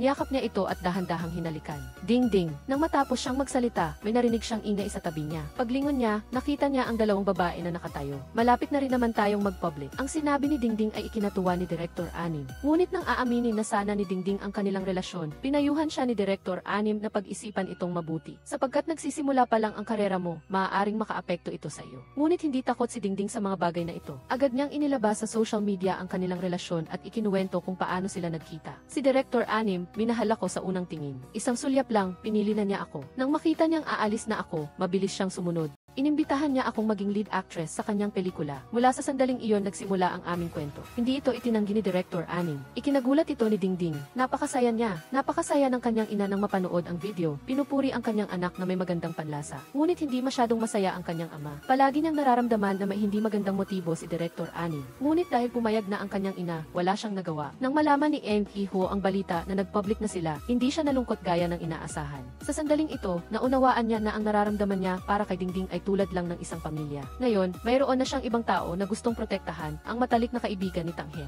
Agad na ipinaalam ni Tang Heng kay Tang Yu ang balita. Akala niya ay hindi ito papayag. Ngunit sa halip, sinuportahan niya ito. Sa tingin niya ay mabuting tao si Anim Zihang. At saka, wala na siyang masyadong oras para intindihin pa ang kanyang kapatid na si Dingding. Kailangan niyang mag-isip ng mas marami para sa sarili niya. Hindi pa siya nakakapag-propose kay Tang Heng. Pagkatapos, dinala niya si Tang Heng palabas, nais niyang sorpresahin ito. Lumabas na isa itong malaking hot air balloon. Nagulat at tuwang-tuwa si Tang Heng. Naghawakan sila ng kamay at sumakay sa hot air balloon. Dahan-dahang lumipad ito pataas at makikita ang lahat ng magagandang tanawin. Bukod pa roon, mayroon pang mga paputok na inihanda si Tang Yu na lalong nagpasorpresa kay Tang Heng. Paglingon niya, nakita niya si Tang Yu na nakaluhod, hawak ang isang malaking singsing na diamante. Mahal niya si Tang Yu sa loob ng 4 na taon at ito ang sandaling hinihintay niya. Kasabay ng taimtim na panunumpa ni Tang Yu, ang singsing na ito ay ipinagawa ko para sa iyo at ito ay natatangi. Ito ay bagay sa iyo na natatangi rin. Naluha si Tang Heng sa sobrang tuwa. Nagustuhan niya ang paraan ng proposal na ito. Ang totoo, unang plano ni Tang Yu na mag-propose sa bahay. Habang magkasama sila ni Tang Heng, nagkunwari siyang masakit ang kanyang ngipin. Dahil dito, akala ni Tang Heng ay bababa siya upang bumili ng gamot. Ginamit niya ang oras na iyon para maghanda para sa proposal.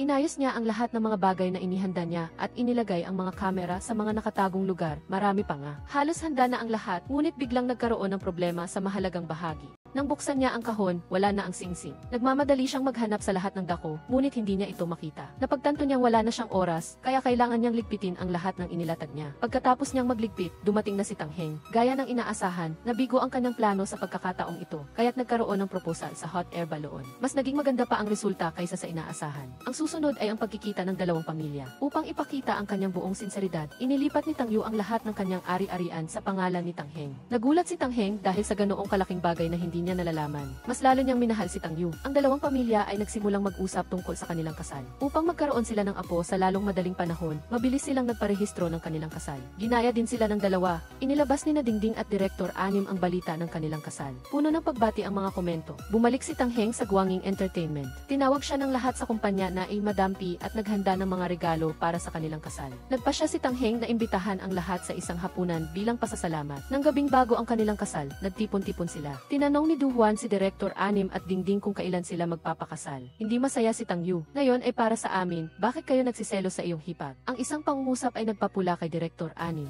Habang papauwi na sila ni Dingding, sinabi ni Dingding na napakaganda ng kasal. Agad na sumagot si Director Anim, kapag handa ka na, magpapakasal na tayo. Ang isang pangungusap ay nagpaiyak kay Dingding. Salamat sa pagpili mo sa akin noon sa Film Academy, binigyan mo ako ng parehong pag-ibig at karera. Salamat sa pagtatagpo natin. Nagpapasalamat ako sa pagkakilala natin. Samantala, nag-propose din si In Ki-ho kay Yu Huan. Sa katunayan, sa mga nakaraang araw, nagkaroon din ng kaunting pagmamahal si Yu Huan sa kanya at pumayag na subukan ang relasyon. Mabilis na dumating ang araw ng kanilang kasal. Suot ni Tang Heng ang wedding dress na espesyal na dinisenyo ni Yu Huan. Natulala si Tang Yu, napakaganda ng aking asawa. Ang dalawa ay dumaan sa maraming pagsubok at sa wakas ay nagkasama na sila. Dito na nagtatapos ang kwento. Salamat sa inyong suporta. Sana, ang mga nanonood sa screen ay magkakaroon din ng parehong karanasan.